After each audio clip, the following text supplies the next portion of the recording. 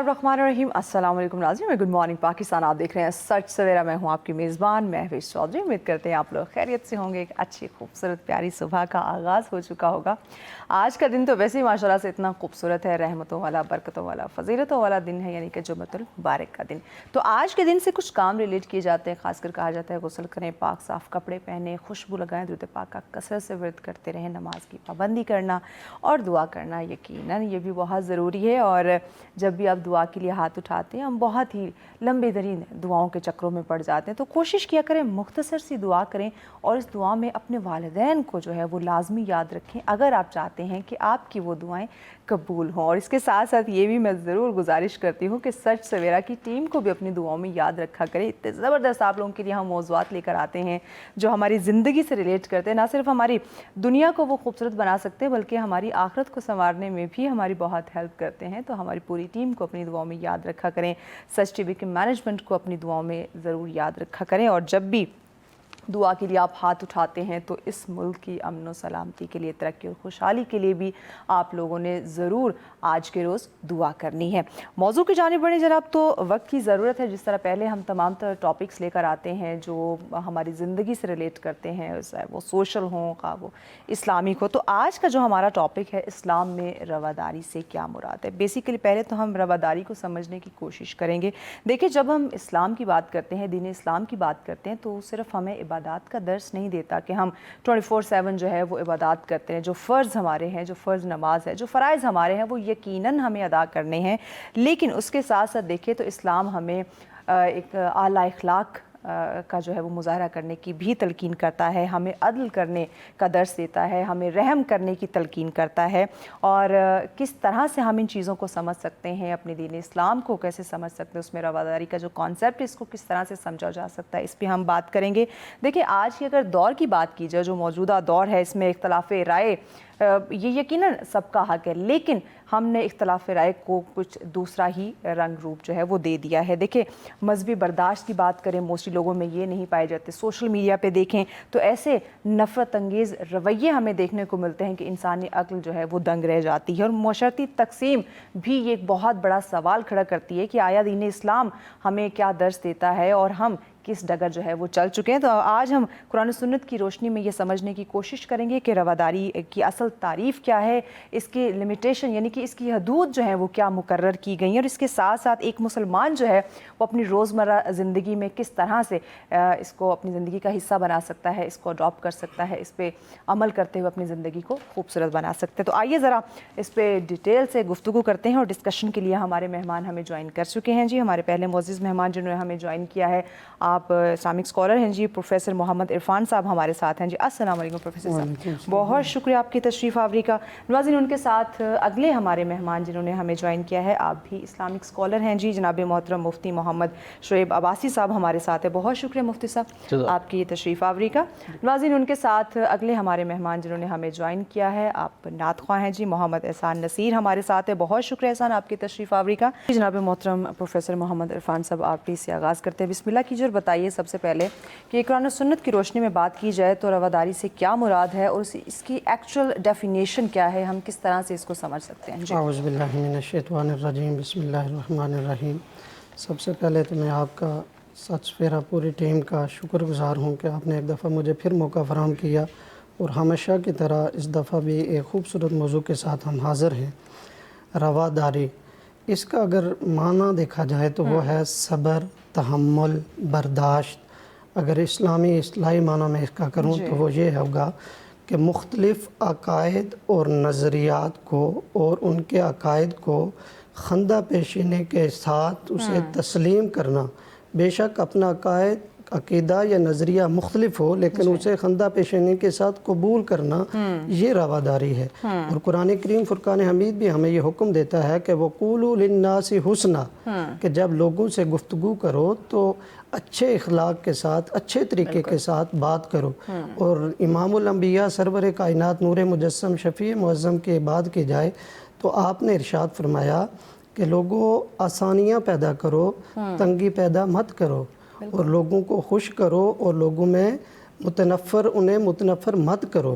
تو یہ ہمیں بتایا گیا ہے کہ صبر، تحمل، برداشت کے ساتھ کسی کے عقائد ہیں یا نظریات ہیں اسے خندہ پیشانی کے ساتھ آپ اگر تسلیم نہیں بھی کرتے تو اس کو جو ہے وہ قبول کریں. اس کے ایک اپنے نظریات ہو سکتے ہیں، اپنا اس کا عقائد ہو سکتا ہے، لیکن اسے سننا جاننا. اگر حضور علیہ السلام کی زندگی مبارکہ کو دیکھیں اگر، تو مسجد نبوی شریف میں وفد نجران جب آتا ہے، عیسائیوں کا ایک وفد ہے، عام الوفود جس سال کو کہا گیا کہ کثرت سے جو ہے وہ وفود حضور کے پاس تشریف لائے.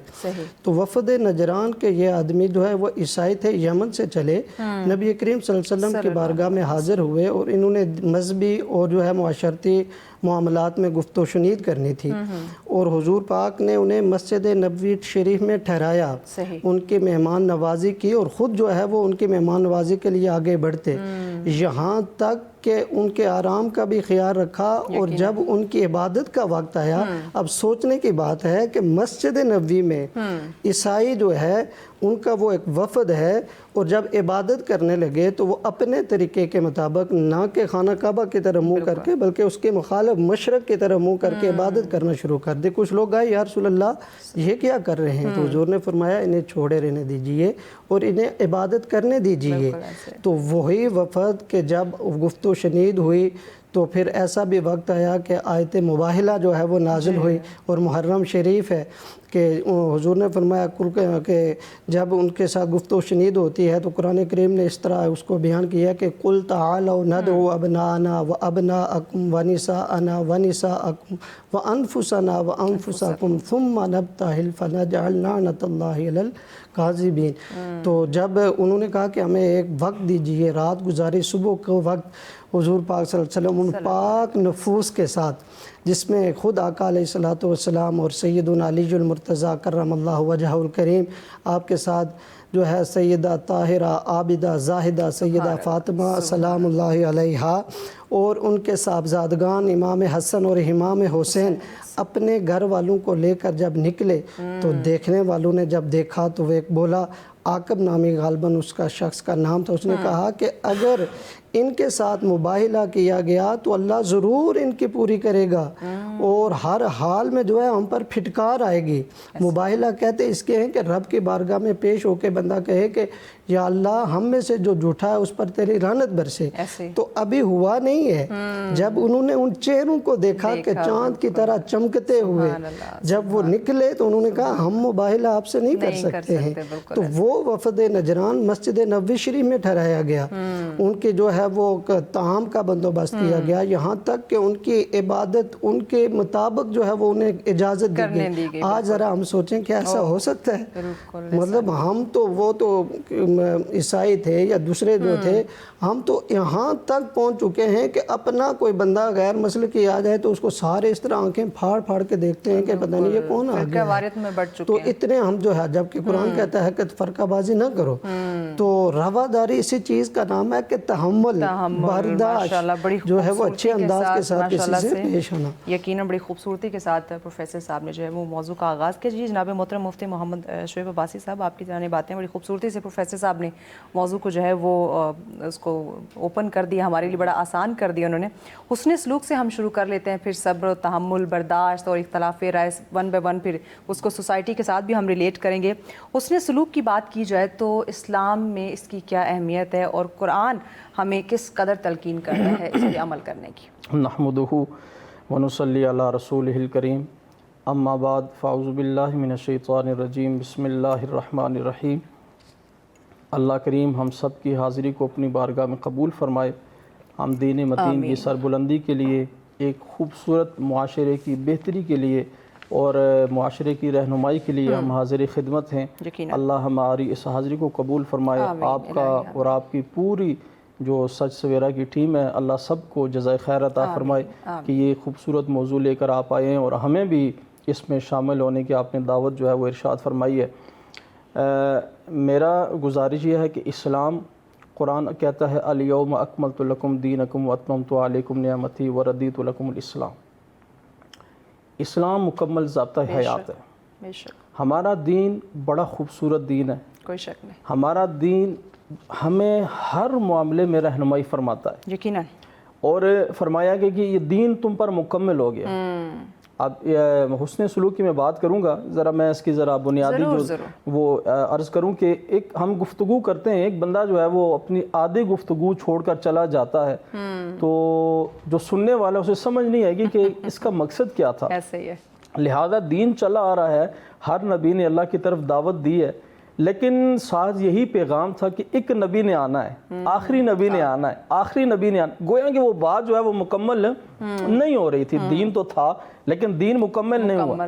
جب وہ رسول اکرم خاتم النبیین آقا و مولا حضرت محمد مصطفیٰ صلی اللہ علیہ وسلم تشریف لائے تو اللہ نے فرمایا الیوم اکملت لکم دینکم واتممت علیکم نعمتی، کہ اب جو ہے وہ دین کیا ہو چکا ہے، مکمل ہو چکا ہے۔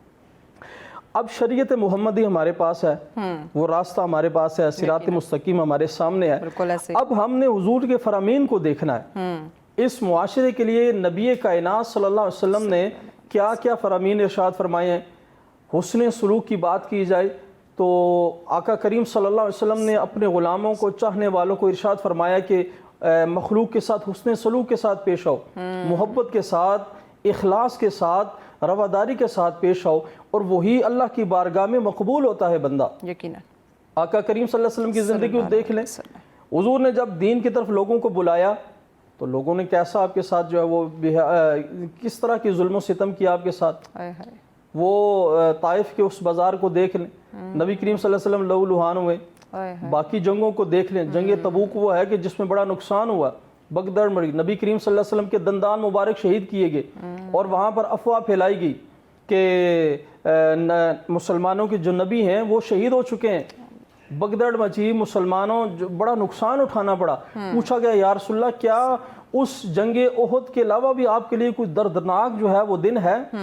یعنی اتنا وہاں پر سب کچھ نقصان ہوا ہے، اور بھی کوئی دن ہے؟ حضور نے فرمایا ہاں، وہ طائف کا بازار، جب لوگوں کو دین کی طرف بلانا تھا، دین کا راستہ دکھانا تھا، اور دین کا راستہ بیسیکلی ہے کیا؟ کامیابی کا راستہ، بے شک بہتری کا راستہ، خوبصورتی والا راستہ۔ تو لوگوں نے کیا کیا؟ پتھر مارے، لو لہان کیا، ظلم و ستم کیا۔ اللہ کا فرشتہ حاضر خدمت ہوا، یا رسول اللہ حکم فرمائیں میں پہاڑ گرا دوں، انہیں تباہ و برباد کر دوں، ختم کر دوں، لیکن نبی کریم صلی اللہ علیہ وسلم نے فرمایا نہیں، یہی لوگ اسلام کی خدمت کریں گے، انہی کی اولاد جو ہے وہ اسلام کی خدمت کرے گی، اسلام میں آئیں گے۔ تو پھر تاریخ ہمیں بتاتی ہے کتنے بڑے بڑے لوگ آئے، اسلام کی خدمت کی، اسلام میں داخل ہوئے، مسلمان ہوئے۔ تو یہ حسن سلوک دیکھیں نبی کریم صلی اللہ علیہ وسلم کا۔ حضور اگر فرماتے تو اللہ انہیں تباہ برباد فرما ختم کر دیتا، لیکن کتنی بڑی مثال ہے ہمارے پاس آقا کریم صلی اللہ علیہ وسلم کی۔ لہذا آج کا جو معاشرہ ہے ہماری بہتری کے لیے، ہماری کامیابی کے لیے، جب تک ہم اسلام کو نہیں پڑھیں گے، جب تک ہم قرآن و حدیث کی روشنی میں اپنی زندگی بسر نہیں کریں گے اور لوگوں کو اس کی تعلیم نہیں دیں گے، تو ہم جو ہے وہ ہر کسی صورت میں کامیابی کی طرف نہیں ہو سکتے۔ یقیناً بڑی خوبصورت بات کی، جب تک ہم اسلام کا مطالعہ نہیں کریں گے اور ساتھ ساتھ اس پہ عمل نہیں کریں گے تو ہماری دنیا اور آخرت کامیاب نہیں ہو سکتی۔ دیکھ رہے ہیں سچ سویرا، آج کا ہمارا موضوع جس پہ ہم ڈسکشن کر رہے ہیں، اسلام میں رواداری سے کیا مراد ہے، اس کو ہم سمجھنے کی کوشش کریں، اور ہماری پوری زندگی سے یہ ریلیٹ کرتا ہے۔ اس کو اگر آج ہم نے سمجھ لیا اور اس پہ عمل کرنا شروع کر دیا تو یقیناً جو ہماری زندگی میں مسئلے مسائل، جو پریشانیاں ہیں، جو ایک عجیب سی ہماری زندگی میں بے چینی ہمیں دیکھنے کو ملتی ہے، وہ یقیناً ختم ہو سکتی ہے۔ تو ہم کوشش کر رہے ہیں کہ ہر اس پوائنٹ کو، ہر اس پہلو کو ہم ہائی لائٹ کریں، اس پہ ڈسکشن کرنے کی کوشش کریں، جس سے ہماری زندگی میں آسانیاں پیدا ہو سکے۔ مہمان ہمارے ساتھ موجود ہیں جی جناب محترم پروفیسر محمد عرفان صاحب، آپ کی طرف آتے ہیں۔ حسن سلوک کی ہم بات کر رہے تھے، مفتی صاحب نے جو ہے اس کو اسلامی پوائنٹ آف ویو سے اس کو ایلیبوریٹ کیا۔ میں چاہوں گی کہ ذرا رشتوں کے ساتھ اس کو جوڑتے ہوئے ہم اس پہ بات کریں کہ والدین کے ساتھ حسن سلوک جو ہے اس کا قرآن میں کس طرح سے جو ہے وہ بیان کیا گیا ہے۔ پھر ہم بچوں کی بات کریں، میاں بیوی کی بات کریں، بہن بھائیوں کی بات کریں، یا دوستوں کی، اپنے جو رشتہ دار ہیں ان کی بات کریں، ان کے ساتھ حسن سلوک کے حوالے سے اسلام نے کیا فرمایا؟ جی، جیسے آپ نے انٹرو میں کہا ہے کہ حسن سلوک والدین کے ساتھ، رشتہ داروں کے ساتھ، بہن بھائیوں کے ساتھ، بچوں کے ساتھ، تو اس پر جو ہے وہ مختلف مقامات پر حضور پاک صلی اللہ علیہ وسلم نے ہمیں حدیث مبارکہ کے ذریعے یہ بتایا ہے۔ والدین کی بات کی جائے تو وَبِالْوَالِدَيْنِ إِحْسَانًا، کہ والدین کے ساتھ جو ہے وہ احسان کرو۔ یہ قرآن مقدس نے ہمیں بتایا ہے کہ توحید کے بعد جو ہے وہ والدین کا ذکر کیا گیا، اور پھر یہ والدین وہ عظیم ہستیاں ہیں کہ کبیرہ گناہوں میں سے ایک گناہ یہ ہے کہ والدین کی نافرمانی کی جائے، کہتے ہیں کہ یہ جو شب برات عاشورہ جو گزرا ہے یہ یعنی فضیلت والی جو راتیں ہیں، ان راتوں میں اللہ تعالیٰ ہر کسی کی بخشش فرما دیتا ہے۔ اگر وہ رب کی بارگاہ میں پیش ہو جائے، گڑ گڑا کے دعا مانگے اور اپنے گناہوں سے معافی مانگے تو اللہ بخشش فرما دیتا ہے۔ لیکن فرمایا کہ گناہ کبیرہ کرنے والا اور ان میں سے والدین کا جو نافرمان ہے، ان عظیم راتوں میں بھی ان کی بخشش نہیں فرمائی جاتی۔ اور اگر رشتہ داروں کی میں بات کروں تو قرآن کریم فرقان حمید کہتا ہے وَآتِ ذَا الْقُرْبَى، کہ جو تمہارے قریبی رشتہ دار ہیں ان کا حق ادا کرو، ان کے ساتھ وہ اچھے طریقے کے ساتھ پیش آؤ، حسن سلوک۔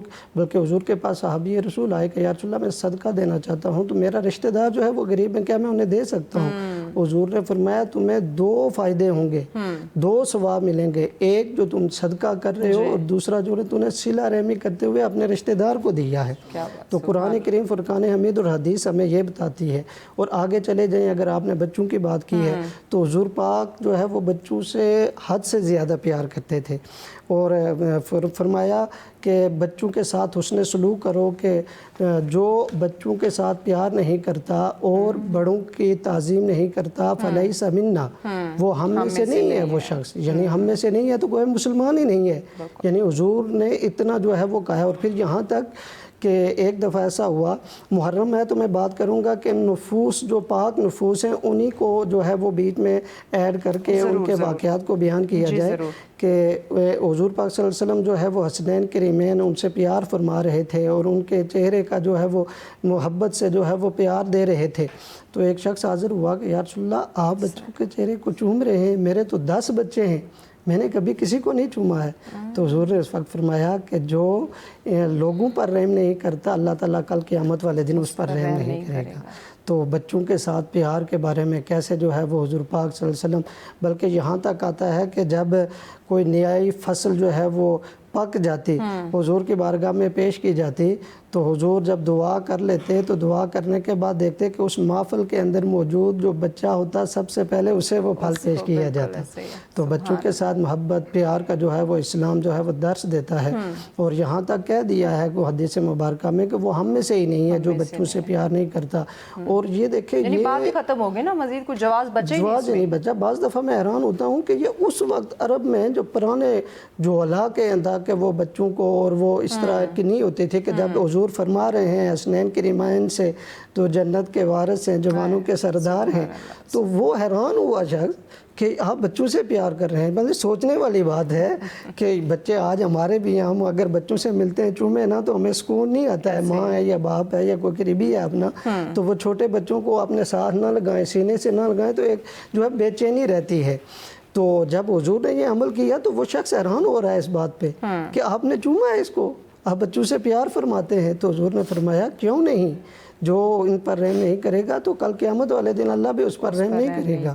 تو اگر اس کی بات کی جائے تو اس اعتبار سے بھی ہمیں حدیث میں یہ درس ملتا ہے۔ آگے پڑوسیوں کی بات کی جائے تو والجار ذی القربى والجار الجنب، کہ قرآن نے تو پڑوسیوں کی جو ہے قسمیں بتائی ہیں، قریبی دور کا، اور پھر یہاں تک جو ہے وہ ہمیں ملتا ہے علماء سے کہ جو پڑوسی ہوتے ہیں وہ آپ کے ارد گرد 40 گھر ہیں، 40 گھر رائٹ، 40 لیفٹ، 40 آگے اور 40 گھروں کو کہا کہ یہ تمہارا پڑوس ہے۔ ہمیں تو 4 گھروں کا نہیں پتا ہوتا نا، ہم ان کا نہیں پوچھتے، بلکہ ابو ذر غفاری رضی اللہ تعالیٰ عنہ فرماتے ہیں کہ حضور نے مجھے بلایا اور بلا کے ارشاد فرمایا ابو ذر غفاری جب تم سالن پکانے لگو نا تو پانی تھوڑا زیادہ ڈال دو۔ یا رسول اللہ اس کی وجہ کہ اے ابو ذر غفاری اس اپنے کھانے میں اپنے پڑوسی کو بھی شامل کر دو۔ تو یہ پڑوسیوں کے حقوق ہیں، لیکن آج ہم پڑوسیوں کو دیکھنا بھی شاید گوارا نہیں کرتے، اور اللہ معاف کرے کہ ہم سمجھتے ہیں کہ شاید ہم ہی ہیں اس دنیا میں، باقی کسی کو جینے کا حق ہی نہیں ہے، ہمارے ہی حقوق ہیں، باقی کسی کے حقوق نہیں ہیں۔ اور جب ہم پہ بات چلتی ہے یا ہمارا کوئی حق مار رہا ہوتا ہے تو میں حیران ہوتا ہوں کہ ہم اس طرح حدیثیں اور قرآن بیان کر رہے ہوتے ہیں کہ شاید مفتی اعظم یہی بن گئے ہیں یا سب کچھ انہیں آ رہا ہے، لیکن یہ بھول جاتے ہیں کہ حقوق کے ساتھ ساتھ کچھ فرائض بھی ہیں جو دوسرے کے حقوق ہوتے ہیں اور جو ادا کرنے ہوتے ہیں۔ تو اس طرف جو ہے وہ آج کل आजकल बहुत कमी है। तो कुरान व हदीस तो हमें यही बता रहा है। उसके साथ साथ मियाँ बीवी के हुकूक हैं, हुस्न सलूक जो है वो उसका हुक्म दिया गया है कि नबी करीम सल्लल्लाहु अलैहि वसल्लम की सारी ज़िंदगी जो है वो आप किस तरह रहे हैं। बल्कि आता है कि आप अपनी जो है वो ज़ौजा के साथ जो है वो उनके घर के काम काज में हाथ बिठाते थे। और वो है वो मुख्तलिफ जो है मकामात पे देखा गया है कि हुजूर जो है वो ख़ुद आगे बढ़ जाया करते थे और वो काम करते थे। तो आज ये भी समझा जाता है कि शायद जो हस्बैंड है कि वो वाइफ के सामने काम करेगा तो उसकी इज़्ज़त नफ्स मजरूह हो जाएगी, या वो पता नहीं क्या अपने आप को समझने लगता है। तो अगर हुजूर की तालीमात देखें तो कपड़े धोना, उसके साथ हुजूर जो है वो मुख्तलिफ़ घरों के काम करना, और हद से ज़्यादा अगर बुखारी और मुस्लिम में पढ़ी जाए तो हदीस मुबारकात तो हद से ज़्यादा जो है वो हुजूर पाक सल्लल्लाहु अलैहि वसल्लम घर वालों का जो हाथ बिठाते थे और काम करते थे। वो जो इमामुल अंबिया हैं जिनके लिए पूरी कायनात को सजाया गया, उनसे बड़ा कौन हो सकता है। लेकिन वो घर के काम खुद करते, खाक बराबर भी नहीं हो सकते हम। तो वो अगर अपने घर में अपने जो है वो अज़वाज मुतहरात के साथ बढ़ चढ़ कर हिस्सा लेते, काम करते, तो फिर दूसरे आम शख्स की क्या औकात है। या वो ये समझ बैठा है कि मेरे पास ये 3 लफ्ज़ हैं और मैंने डरा धमका के रखना है और मैं ही जो है वो दुनिया में, अल्लाह माफ़ करे, कि वो यूँ समझता है कि मेरे अलावा बस कुछ नहीं है। तो ये समझने की ज़रूरत है उस तरफ भी और इस तरफ भी। सैयदुना अली मुर्तज़ा करमल्लाहु वजहुल करीम का एक मैंने वाक़या शायद कि मुहर्रमुल हराम है, और मुझे बार बार जो है वो अज़ीम और पाक हस्तियों का जो है वो वाक़यात और उनके वो जो बात ज़हन में आती है कि आपके बारे में आता है कि एक दफ़ा किसी बात पे घर आए तो कोई हज़रत सैयदा फ़ातिमा सलामुल्लाहि अलैहा कोई मज़ाहिया अंदाज में कोई बात की जिससे आप नाराज़ हो गए। तो यहाँ तक पड़ा कि आपने उस जहाँ आप बैठे हुए थे कि उसके इर्द गिर्द 72 चक्कर लगाए उन्हें मनाने के लिए, 72 चक्कर लगाए। और जब शाम को करीम आका अलैहिस्सलातु वस्सलाम तशरीफ़ लाए तो हुजूर सैयद आप जो है वो हुजूर को ये वाक़या सुनाती हैं कि आज मेरे साथ ऐसा हुआ। तो आगे हुजूर ने फरमाया क्या कि फरमाया कि ए फ़ातिमा, ए मेरी बेटी, अगर इसी हालत में हज़रत अली आपका इंतकाल हो जाता तो मैं आपके जनाजे में शिरकत न करता। आप अंदाज़ा लगाएं कि कितने हुकूक हैं। वो जो जन्नत की औरतों के सरदार हैं जिनका नामे लिया जाता है तो सरों को झुकाना चाहिए। अगर नहीं भी कोई झुकाता तो कल क़यामत वाले दिन रब का आर्डर होगा और बड़ी सख्ती से झुकाया जाएगा कि मोहम्मद की बेटी फ़ातिमा का गुज़र होने वाला है, अपनी नज़रों को, अपने सरों को झुका लो। तो वो जो है वो किस तरह वो उनके साथ पेश आई और किस तरह, हालांकि कोई लड़ाई नहीं थी, मज़हिया अंदाज में जो है वो उन्होंने बात की और हुजूर ने आगे जो है क्या फरमाया। तो ये मियाँ बीवी के हुकूक हैं, मियाँ बीवी के हकूक़ है। मुफ्ती साहब, यही बात मैं ज़रा आपकी जानिब लाना चाहूँगी। मियाँ बीवी के साथ हुस्न सलूक और हकूक़ की जो बात हो रही है, इसको ज़रा मैं मौजूदा दौर के साथ इसको रिलेट करते हुए आपसे पूछना चाहूँगी कि हम में वो सब्र नहीं रहा, बर्दाश्त नहीं रही, गुस्से पे कंट्रोल नहीं रहा कि हम देखते हैं कि जहाँ मियाँ बीवी के इतने हकूक़ हैं, एहतराम का दर्स दिया जाता है, हुस्न सलूक का दर्स दिया जाता है, आज हम देख रहे हैं कि सोशल मीडिया पे सरेआम गालम गलोच, इवन पे ये रिसेंटली वाक़या है कि जो सोशल मीडिया पे इन्फ्लुएंसर जो है वो अपनी बीवी को तलाक दे रहे हैं। जी कराची का। जी ज़रा इस बारे में बताइएगा कि हमारा इस्लाम इस बारे में क्या कहता है और मौजूदा दौर में हम क्या देख रहे हैं। देखिए जी, इस्लाम ने तो फरमाया कि ये आपका बेहतरीन साथी है। यकीनन शोहर मियाँ बीवी जो हैं वो आपस में एक दूसरे के बेहतरीन साथी हैं।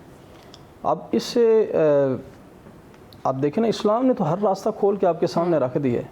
अब आप फरमाते हैं कि आज मुआशरे में सबसे बड़ी बीमारी है कि अदम बर्दाश्त हमारे अंदर नहीं है। बिल्कुल नहीं। हम ये चाहते हैं, बात वही है कि हम चाहते हैं कि हमसे गलती हो जाए तो खैर है, दूसरे से गलती हो तो बिल्कुल हमने माफ़ नहीं करना। बिल्कुल ऐसे ये तो पक्की बात है ना। हम तवक्को करते हैं कि हमें माफ़ कर दिया जाए, हमारी बात का बुरा ना महसूस किया जाए। बिल्कुल ऐसे ही। तो ये सबसे बड़ी बात है कि हमने, हमारे अंदर बर्दाश्त नहीं रही।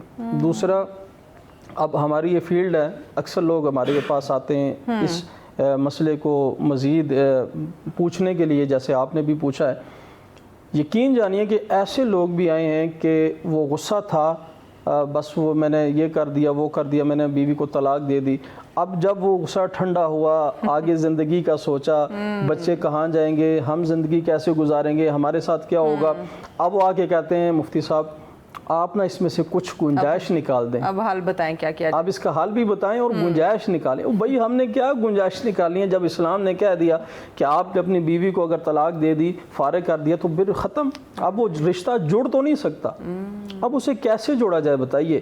لہذا یہ ہے کہ دیکھیں نا، اب جب وہ غصہ اس کے سر چڑھ کے بو رہا تھا، اب اسے کوئی سمجھ نہیں تھی. ایسے اور معاشرے میں سب سے بڑی بیماری آج ہماری یہی ہو چکی ہے. ایسے ٹھیک ہے جی.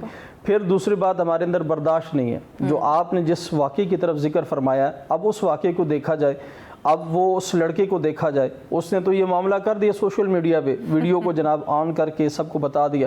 اب جو وہ خاتون ہے، اب اس کی بات کو بھی سنا جائے. اب وہ خاتون یہ کہتی ہیں کہ ابھی تو آپ کو اس بندے کی حقیقت کا پتہ ہی نہیں ہے. اب وہ شروع ہو گیا ایک دوسرے کو جو نا کردار کشی کرنا. جی میں وہی عرض کر رہا الزامات لگانا. جی وہی عرض کر رہا ہوں کہ اب وہ خاتون کہتی ہیں کہ آپ کو تو اس بندے کا پتہ ہی نہیں ہے. اس نے فلاں جناب خاتون کے ساتھ اپنا رشتہ رکھا، فلاں کے ساتھ پیسوں کی خاطر، مال دولت کی خاطر، نام کی. اصل میں یہ جو بیماریاں ہمارے اندر آ چکی ہیں نا، کہ ہم نے ویوز حاصل کرنے، ہم نے نام کمانا ہے. اب اس ویوز کے چکر میں اور اس نام کے چکر میں ہم نے اسلام کو پیٹھ پیچھے جو ہے وہ چھوڑ دیا.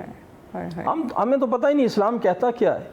بھائی ہم مسلمان ہیں، لا الہ الا اللہ محمد رسول اللہ. یہ کہا جاتا ہے کہ آپ خاموشی سے اگر نہیں رہ سکتے تو آپ خاموشی سے رشتہ ختم کر نہیں. دیں. اسلام نے بڑا خوبصورت رشتہ بتایا بھی ہے اور فرمایا بھی ہے کہ اگر آپ کا گزر بسر نہیں ہے تو آپ جو اسلام کا طریقہ کار ہے آپ اس کے مطابق عمل کریں اور اپنے دونوں کو جو ہے وہ جدا ہو جائیں گے، اس میں کوئی مسئلہ نہیں. لیکن میں نے عرض کیا نا، یہ جو سوشل میڈیا ہے، ہمیں تھوڑا سا نام کمانے کے چکر میں اچھا اس خاتون کے یہ الفاظ تھے، اس نے کہا اس نے یہ سارا معاملہ اس وجہ سے کیا کہ اس کے ویوز نہیں آ رہے تھے. یہ میں نے خود اس کو سنا ہے، اس کے ویوز نہیں آ رہے تھے، اس نے ویوز حاصل کرنے کے لیے سارا معاملہ کیا. ویوز کے لیے اتنا خوبصورت اپنا گھر رشتہ اپنا اجاڑ دیا. ٹھیک ہے جی. کسی کی بہن بیٹی کی زندگی کو ختم برباد کر دیا. اب کیوں کسی کے ساتھ نا انصافی کریں؟ ہمیں اسلام قطعاً اس چیز کی اجازت نہیں دیتا. اور یاد رکھیے گا کہ یہ جو لوگ جو نا انگلی اٹھاتے ہیں اسلام پہ، ہمارے کردار پہ یا ہمارے کام پر، کہ دیکھیں جی اسلام یہ مسلمان ہے تو انہوں نے اس کے خاتون کے ساتھ ظلم و ستم کیا، تو اس کے ساتھ ظلم و ستم کیا، یہ سمجھ لیجئے کہ اسلام قطعاً ہمیں اسلام جو ہے اس چیز کی اجازت نہیں دیتا. یہ ہمارے اپنے گناہ ہیں، یہ ہماری ناانصافیاں ہیں کہ ہم اپنی زندگی جو ہے وہ اسلام کے مطابق نہیں گزارتے، اسلام کو پڑھا نہیں ہوتا. لہٰذا یہ جو بیماریاں آ چکی ہیں، ان بیماریوں سے جان چھڑانا ہے تو پھر جا کر معاشرے میں بہتری ہوگی، پھر جا کر ہمارا معاشرہ نکھر کر لوگوں کے سامنے آئے گا. اور پھر ہمیں جیسی بات ہے کہ آج کا معاشرہ، ہمیں اگر میاں بیوی جو ایک دوسرے کا کام بٹا رہے ہیں تو لوگ کہتے ہیں کہ یار یہ جو ایک عجیب ٹائٹل ساتھ جو نا وہ لگا دیا جاتا ہے، بالکل ایسے الزام لگایا جاتا ہے کہ یہ بیوی سے ڈرتا ہے جناب، یہ جناب اس کا وہ مرید ہوا پڑا ہے. جیسے وہ بڑا جملہ ہے رن مرید جسے کہتے ہیں، مختلف ٹائٹل دیے جاتے ہیں مزاحیہ طور پر. تو کیوں ایسا کہا جائے جب اسلام نے ایک اجازت آپ کو دی ہے؟ رسول اللہ صلی اللہ علیہ وسلم کا طرز زندگی یہی ہے. اب حضور نے حکم بھی فرمایا اور عمل کر کے بھی. اسلام کو یا آپ صلی اللہ علیہ وسلم کی زندگی کا مطالعہ کیا ہو تو ہمیں پتا ہو نا. جی عمل، حضور نے عمل بھی کیا ہے، حکم بھی فرمایا، عمل بھی کیا. آج ہم حکم کر دیتے ہیں، عمل نہیں کرتے، باتیں کرتے ہیں. بالکل یہ بڑی خوبصورت بات کی ہم نے کہ ہم باتیں تو کر دیتے ہیں لیکن عمل نہیں کرتے. پروفیسر صاحب آپ کی طرف آنا چاہوں گی. آج ہمارے معاشرے میں رواداری جو ہے یہ کیوں کم ہوتی جا رہی ہے؟ اسلامی تعلیمات بھی موجود ہیں، آپ صلی اللہ علیہ وسلم کی سیرت مبارکہ ہمارے سامنے ہے، اور قرآن جیسی پاکیزہ کتاب ہمارے پاس ہے. اس کے باوجود یہ معاشرے کے اندر رواداری کا ختم ہو جانا، برداشت نہ ملنا، عدل و انصاف کا جو ہے نا وہ سرعام قتل عام ہونا، کیوں یہ ختم چیز ہوتی جا رہی ہے؟ آپ جیسے کہہ رہے ہیں اس کی مختلف وجوہات ہو سکتی ہیں. پہلے تو مثبت پہلو کی طرف ہوں کہ اس کی شاید ایک وجہ یہ ہو سکتی ہے کہ غربت، لوگ تنگ ہو گئے ہیں اور اس وجہ سے وہ جب بندے کے اوپر مختلف مشکلات آ جاتی ہیں تو اس کے اندر جو ہوتی ہے برداشت کا اسٹیمنا وہ ختم ہو جاتا ہے. ایک تو یہ وجہ ہو سکتی ہے. اور اگر اس کو دوسرے طریقے سے میں دیکھوں تو اس کی وجہ یہ ہے کہ تکبر، انا، اپنے آپ کو جو ہے وہ بڑا سمجھنا کہ کسی کے سامنے مجھے نیچا نہ ہونا پڑے، میں ہی ہوں. اور ان چیزوں کی طرف، حالانکہ یہ غصہ اور یہ چیز جو ہے یہ فرمایا گیا کہ یہ شیطانی عمل ہے. بلکہ حضور پاک صلی اللہ علیہ وسلم سے پوچھا بھی گیا کہ غصے کے بارے میں، آپ نے فرمایا پلوان وہ نہیں ہے کہ جو کہ اپنے مد مقابل کو پچھاڑ دے، بلکہ وہ ہے جو غصے میں اپنے دوسرے کو معاف کر دے۔ اور جو فرمایا ایک مقام پہ جو دوسروں کی خطاؤں کو معاف کرے گا، کل قیامت والے دن اللہ اس کے گناہوں کو معاف فرمائے گا۔ اگر میں قرآن کی بات کروں تو قرآن کیا کہتا ہے؟ وَالْقَاظِمِينَ الْغَيْظَ وَالْعَافِينَ عَنِ النَّاسِ، کہ وہ جو اللہ والے ہوتے ہیں، متقی ہوتے ہیں، پرہیزگار ہوتے ہیں، وہ غصے کو پی جاتے ہیں اور لوگوں کو معاف کر لیتے ہیں، اور اللہ تعالیٰ ایسے لوگوں کو پسند فرماتا ہے۔ اور اس پہ اگر میں بات کروں خاندان اہل بیت کی، امام زین العابدین کی، تو پھر یہ بات مکمل نہیں ہوگی۔ اسی آیت کی تفسیر میں لکھا گیا ہے کہ امام زین العابدین کو ان کی خادمہ لونڈی جو ہے وہ وضو کروا رہی تھی، وضو کرواتے ہوئے وہ وضو کا برتن تھا وہ گرتا ہے اور ان کے چہرے پہ پڑتا ہے، جسے زخمی ہو جاتا ہے آپ کا چہرہ مبارک۔ آپ نے اوپر دیکھا، لیکن وہ بھی جو لونڈی تھی کوئی عام تو نہیں تھی، جو آپ کی خدمت گزار تھی، اس نے فوراً پڑھا وَالْقَاظِمِينَ الْغَيْظَ۔ آپ نے فرمایا جا میں نے غصے کو پی لیا ہے۔ پھر اس نے کہا وَالْعَافِينَ عَنِ النَّاسِ، کہ اللہ والوں کی تو صفت ہوتی ہے کہ وہ معاف کر دیتے ہیں۔ تو آپ سچ سویرا آج کا ہمارا ٹاپک جس پہ ہم ڈسکشن کر رہے ہیں، اسلام میں رواداری سے کیا مراد ہے، بڑی خوبصورتی کے ساتھ ہمارے مہمان جو ہیں وہ اس پہ گفتگو فرما رہے ہیں۔ جی پروفیسر صاحب، آپ سے ہم جان رہے تھے کہ معاشرے میں رواداری کیوں کم یا ختم ہوتی جا رہی ہے؟ میں اپنی بات کو مکمل کر لوں اور پھر اس طرف بھی آتا ہوں۔ تو فرمایا وَالْعَافِينَ عَنِ النَّاسِ، تو امام زین العابدین نے فرمایا کہ میں نے تجھے معاف کر دیا۔ اب وہ بھی اس نے کہا کہ موقع سے بھرپور فائدہ اٹھایا جائے۔ اس نے آگے اگلے آیت کا حصہ پڑھا کہ وَاللَّهُ يُحِبُّ الْمُحْسِنِينَ، تو امام زین العابدین نے فرمایا کہ جا میں نے تجھے رب کی رضا کے لیے آزاد کر دیا ہے۔ تو اس کی ایک وجہ یہ ہے کہ ہم دین سے دور ہو چکے ہیں، ہم نے دین کو پڑھا نہیں ہے، ہم نے اس کو سمجھا نہیں ہے۔ دوسری ایک وجہ یہ ہے کہ جو پڑھانے والے ہیں وہ لوگوں کو اس طرف لے کر نہیں آئے ہیں، رواداری کا درس نہیں دیا ہے، انہیں بتایا نہیں ہے کہ کیسے۔ اب کلاس میں ہی ایک بچہ ہے اور وہ دوسرے کے ساتھ اگر ایسی حرکت کر رہا ہے تو یہ ٹیچر کا کام ہے اس کو سمجھانا، اس پہ لیکچر دے دے اس وقت وہ، کہ جو ہے وہ برداشت کرنا، صبر، یہ وَبَشِّرِ الصَّابِرِينَ، کہ صبر کرنے والوں کو تو اللہ تعالیٰ خوشخبریاں اس کو دے رہا ہے۔ تو یہ چیزیں بتائی جائیں۔ علماء خطبہ جو ہے وہ جو ہے وہ بجائے اس کے کہ آج ہم جو ہے وہ سکیل لے کے بیٹھے ہوئے ہیں اور فیتے لے کے بیٹھے ہوئے ہیں کہ اتنا وہ وراء الورا ہیں جو بتا کے چلے گئے ہیں، ان کی عظمت اور شانوں کو بیان کیا جائے، یہ سکیلوں کو بندہ چھوڑ کے تو اس موضوع کی طرف بھی آیا جائے، لوگوں کے اندر جو ہے جو چیز بتائی جائے کہ یہ رواداری کیا ہے، صبر کیا ہے، اس کی عظمت کیا ہے، اس کی شان کیا ہے۔ تو جب یہ سارے مل کر اپنا حصہ ڈالیں گے تو یہ جو کمی ہے یہ دور ہو سکتی ہے۔ تو میں تو یہی کہوں گا کہ ہر ایک بندے کو، اور خصوصاً جو ٹیچر حضرات ہیں اور جو علماء ہیں اور اس طرح جو لیکچرار ہیں، انہیں اس میں کردار ادا کرنا چاہیے، اور بچوں سے، کیونکہ فرد سے معاشرہ بنتا ہے، اور پھر والدین کو بتانا چاہیے کہ اب والدین اگر گھر میں ان کا رویہ سخت ہوگا، عدم برداشت ہوگی، اور وہ جو ہے وہ گھر میں گالم گلوچ ہوگی، تو آگے اولاد بھی ایسے ہی ہوگی۔ اس کے اندر بھی آپ نے دیکھا ہوگا کہ جو والدین لڑتے ہیں ان کی آگے اولاد بھی اسی طرح کی ہوتی ہے، جو والدین آپس میں گالیاں دیتے ہیں بچے بھی وہ گالیاں دے رہے ہوتے ہیں۔ تو یہ پورا جو ہے وہ اثر بچوں کے اوپر جا رہا ہوتا ہے۔ تو گھر تو تربیت ہے، تو اس چیز کی طرف بھی ہمیں تربیت دینے کی جو ہے وہ کرنی چاہیے کہ بچوں کے سامنے جو ہے وہ ایسی بات نہ کی جائے اور لوز ٹاک نہ کی جائے۔ بچہ جیسے ہی جو ہے نا وہ آنکھ کھولتا ہے، ہم اس کے آگے فون تو رکھ دیتے ہیں، لیکن ہم اس کے آگے جو ہے وہ اسلامی تعلیمات نہیں رکھتے، یا ہم اس طرف ہم ان کا جو ہے نا وہ توجہ نہیں دلاتے۔ پھر کہتے ہیں کہ ہم یہ چیزیں تو ہم نے بچے کے سامنے نہیں کی تھی، یا اس نے کہاں سے سیکھ لی؟ جو آپ نے اتنا خطرناک ہتھیار اس کے ہاتھ میں پکڑا ہے وہ وہاں سے سیکھ رہا ہے۔ بالکل، یہ میں بلکہ آپ کو بتا دوں کہ ایک دفعہ میں ناظرہ ہی پڑھا رہا تھا، تو ایک والدہ آئی میرے پاس، تو کہنے لگی کہ یہ میری بچی ہے، یہ آج کل گالیاں دیتی ہے، تو اس کو آپ جو ہے وہ سختی کریں۔ تو میں ذرا اتنا عرصہ ہو گیا پڑھاتے ہوئے، میں فوراً سمجھ گیا۔ میں نے فوراً ان سے سوال کیا، یہ بتائیں کہ آپ کے گھر میں کون گالیاں دیتا ہے؟ تو وہ مسکرا کے بولے کہ دادی آئے ہوئے تھے، تو وہ ظاہر ہے وہ پرانا مول تجھے تو ان سے سیکھی ہے۔ تو میں نے کہا پھر یہ غلطی اس کی ہے یا آپ کی؟ بڑوں کی، اوبیسلی بڑوں نے اس کے رخ دیکھنا چاہیے، جو بڑے کہیں گے وہی بچے کہیں گے۔ بچے تو بچے ہوتے ہیں، گھر میں والد سویا دیکھ کر سیکھ رہے ہوتے ہیں نا، جو ان کے سامنے ہو رہا ہوگا تو بیل آئے گی تو ماں کہے گی انہیں کہو کہ ابا گھر پہ نہیں، ابا گھر پہ نہیں ہے، تو بچہ اسی طرح جا کے کہے گا ابو کہہ رہے ہیں میں گھر پہ نہیں ہوں. تو بچے تو والدین بچے سے من کے سیکھتے سچے ہیں. من کے سچے ہیں. تو اس طرف بھی جو ہے وہ اگر آپ کے بچے محلے میں کھیل رہے ہیں یا کوئی ایسے لوز ٹاک کر بھی گیا ہے تو کوئی آپ کے پاس آتا ہے کہ آپ کے بچے نے یہ حرکت کی ہے، تو بجائے اس کے کہ ہم سمجھیں اس کو معذرت کریں، ہم جو ہے اپنے بچے کو سیو کر رہے ہوتے ہیں، نہیں میرے بچے نے تو کبھی گالیاں دی ہی نہیں، میرا بچہ ایسا ہے ویسا ہے.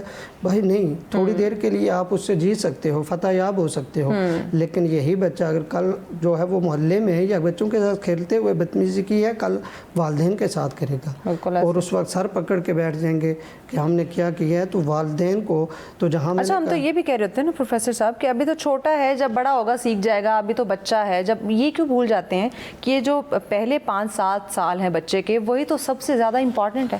وہی یہی بات ہے نا. اگر یہی بات اگر آپ کے میں لے لوں کہ چھوٹا ہے تو سیکھ جائے گا، تو جب امام حسین کھجور کھا رہے تھے، بچے تھے، حضور منبر رسول پہ تھے، تو وہ ابھی چھوٹے تھے، اگر رب کی بارگاہ میں عرض کرتے تو ان کے لیے یہ جائز ہو جاتی وہ اس وقت کے لیے بھی. تو حضور فوراً منبر سے اٹھے، چھوٹے تھے، بچے تھے، لیکن حضور نے تربیت میں کمی نہ آنے دی. حضور ان کے منہ سے نکال دی کہ یہ صدقہ ہم پر حرام ہے. تو جو آپ کا سوال ہے نا کہ چھوٹا ہے، بچہ ہے، تو اگر ایسا ہوتا تو ہمارے حضور نے تو ہمیں یہ تربیت جو ہے کی ہے، ہمارے بتایا ہے کہ جب تربیت ہو، بلکہ بڑے کہتے تھے کہ کھانے کے لیے بچے کو سونے کا دو اور جو ہے ان پہ نظر جو ہے وہ شیر کی رکھو. تو بچوں کی تربیت جو ہے وہ گھر میں، پھر جو ہے اسکولوں میں، کالجز میں، یونیورسٹی، پھر علماء اور خطباء جو ہے وہ اپنے جو ہے جمعۃ المبارک کے جو ایام ہوتے ہیں ان میں ایسے موضوع رکھیں گے تو رواداری جو کم ہو چکی ہے، صبر و تحمل کم ہو چکا ہے، تو یہ جو ہے یہ پھر اس کی طرف لوگ بڑھیں گے اور بہتری کی طرف. بالکل یقیناً. محترم مفتی محمد شعیب عباسی صاحب آپ کی طرف آتے ہیں. اختلاف رائے کی ہم بات کر رہے تھے، ہر ایک کا نظریہ جو ہے وہ مختلف ہو سکتا ہے، لیکن ہر اختلاف پہ جو ہم غیر ضروری بحث شروع کر دیتے ہیں، آیا اختلاف رائے کے بارے میں اسلام کیا کہتا ہے؟ اور جو ہم غیر ضروری بحث شروع کرتے کرتے پھر اس نہج پہ پہنچ جاتے ہیں کہ ہم سے پھر چیزیں اور باتیں برداشت نہیں ہوتی، اس پہ فرمائیے گا. دیکھیے اسلام اس پر بھی بڑا خوبصورت اپنا پیغام جو ہے وہ لوگوں تک پہنچاتا ہے کہ ایک مسئلے میں ہمارا اختلاف ہو چکا ہے، اب اس کا یہ معنی نہیں ہے کہ ہم اس کی ذاتیات پہ اٹیک کریں، ہم اس کے ساتھ دشمنی رکھیں، ہم اس کے ساتھ جو ہے وہ عدو کا معاملہ کریں. اسلام نے فرمایا اختلاف اگر ہے تو اس اختلاف کو اپنی جگہ رکھیں، لیکن رواداری، بھائی چارہ، اس معاملے میں اس میں کوئی کمی نہیں آنی چاہیے. نبی رحمت صلی اللہ علیہ وسلم، امام الانبیاء، آقا کریم صلی اللہ علیہ وسلم کے ارشاد مبارک ہے کہ حضور نے معافی کا بھی ارشاد فرمایا، حسن سلوک کا بھی ارشاد فرمایا، رواداری کا بھی ارشاد فرمایا، سارے معاملے ارشاد فرمائے. ہم اس لیے باتیں کریں کہ یہ ہمیں اسلام سکھاتا ہے، یقیناً ہمیں اسلام نے یہ تعلیم دی ہوئی ہے اور ہم اپنے ناظرین تک اس تعلیمات کو پہنچانے کی کوشش کرتے ہیں. اللہ تعالیٰ ہمارے اس میں سب کو عمل کی توفیق نصیب فرمائے. آج اگر ایک معاملے اختلاف ہو گیا، بات وہی انا کی ہے، انا پرستی کی ہے، میں ہمارے اندر اتنی رچ بس چکی ہے کہ ہم یہ چاہتے ہیں کہ جو معاشرے میں جو بات ہم نے کہہ دی ہے اب وہی بات صحیح ہے، کسی اور کی بات صحیح نہیں ہے، جس وجہ سے دشمنیاں بنتی ہیں، دوریاں ہوتی ہیں، قطع تعلق ہوتا ہے، رشتہ داریاں ختم ہوتی ہیں، احترام ایک دوسرے کا ختم ہو گیا نا، احترام ختم ہے. لیکن نا جی اختلاف ہے تو آپ اس سے اختلاف رکھ سکتے ہیں لیکن اپنا رشتہ تو نہیں توڑ سکتے. اسلام نے تو یہ درس نہیں دیا. لہٰذا ہمیں اگر اختلاف ہے تو وہ اختلاف کی بنیاد پر ہو. یہاں تک حضور نبی رحمت امام الانبیاء صلی اللہ علیہ وسلم کے ارشاد، حضور فرماتے ہیں کہ جس مسئلے میں، جس چیز میں تمہیں اختلاف ہے جی وہ اختلاف اسی مسئلے میں رکھنا چاہیے، نہ کہ اس اختلاف کو پورے معاملات میں آپ لے کر آئیں کہ میرا اس بندے سے یہ اختلاف ہے لہذا میرا اس کے ساتھ کوئی تعلق نہیں ہے. حالانکہ حضور فرما رہے ہیں کہ جو معاملہ ہے اس معاملے کو اس معاملے تک رکھا جائے اور ہم اس کو اپنی قطع تعلق کر دیتے ہیں، ہم اپنی ذات پہ لے آتے ہیں. بھائی میں نے جو بات کہی ہے تو اس نے اگنور کیوں کیا، میری بات کو اس نے مانا کیوں نہیں ہے، میں نے جو تجزیہ پیش کیا، جو مشورہ پیش کیا، اس مشورے کو اس نے قبول نہیں کیا. اب یہ معاشرے میں ہمارے سامنے ہے، ہم کیا دیں کہ یہ رشتہ دار ہے، یار اس کو میں نے فلاں بات کہی ہے اس نے مانی نہیں ہے لہذا چھوڑیں، ہم اس کو چھوڑ دیتے کہ ہماری بات سنتا نہیں ہے. کہاں کا، ہمیں اسلام نے یہ بالکل یہ تعلیم نہیں دی ہے. ہمیں اسلام نے رواداری کی تعلیم دی ہے، ہمیں اسلام نے محبت، اتفاق، اتحاد کی تعلیم دی ہے، ہمیں اسلام نے رشتہ جوڑنے کی تعلیم دی ہے، بالکل رشتہ توڑنے کی نہیں. ایون لا آگے کہ يدخل اگر کوئی الجنت قاطعون. حدیث مبارک حضور کا فرمانا ہے کہ رشتوں کو جوڑا جاتا ہے، توڑا نہیں جاتا. فرمایا لا يدخل الجنت قاطعون، جو اس کو توڑے گا فرمایا جنت میں داخل نہیں ہوگا. دو گروہوں کے صلح کا حکم دیا گیا، نہ کہ ان کو مزید لڑوانے کا. ایسے ہی ہے. اور آج آپ نے جو یہ اشارہ فرمایا، تو آج ہمارا کیا کام ہے؟ ہم یہ چاہتے ہیں کہ اگر دو گروہ آپس میں صلح کر بھی رہے ہیں تو ہماری کوشش ہوتی ہے ان کو توڑا جائے. بالکل. اچھا مفتی صاحب، ہمیں بریک لینی ہے، بریک کے بعد یہیں سے ہم دوبارہ کنٹینیو کرتے ہیں، کیونکہ یہ رویہ بھی ناظرین اس وقت معاشرے میں بڑا عام ہو چکا ہے. آپ دیکھ رہے ہیں سچ سویرا. آج کا ہمارا ٹاپک جس پہ ہم ڈسکشن کر رہے ہیں، اسلام میں رواداری سے کیا مراد ہے. اگر ہم اس کو سمجھ لیں تو ہماری زندگی میں جو بے شمار پرابلم جن کو ہم نے خود ہی جگہ دے دی ہے، خود ہی بڑھاوا دے رکھا ہے، خود ہی ہم نے ان کو کریٹ کیا ہوا ہے، یقیناً اس کا خاتمہ ممکن ہو سکتا ہے. تو اسی پہ ہم بات کریں. ہمارے مہمان ہمارے ساتھ موجود ہیں. پروفیسر محمد عرفان صاحب ہمارے ساتھ ہیں، مفتی محمد شعیب عباسی صاحب ہمارے ساتھ ہیں، اور محمد احسان نصیر ہمارے نعت خواں ہمارے ساتھ ہیں. مفتی محمد شعیب صاحب، آپ ہی سے ہم بات کر رہے تھے کہ دو گروہوں کو اگر ان کی لڑائی ہے تو صلح کا جو ہے وہ حکم دیا جاتا ہے، لیکن آپ فرما رہے تھے کہ صلح کیا، ہم تو مزید چاہتے ہیں کہ ان کی لڑائی بڑھے. جی، ہم اسے مزید بکھرنا چاہتے ہیں کہ یا اور بکھرے جائیں. اب پہلے بات انا پرستی کی ہوئی ہے، اس لیے کہ آپ وہ بات معاشرے کی ہو رہی ہے کہ میں نے جو بات کہی ہے اس پر عمل کیا جائے.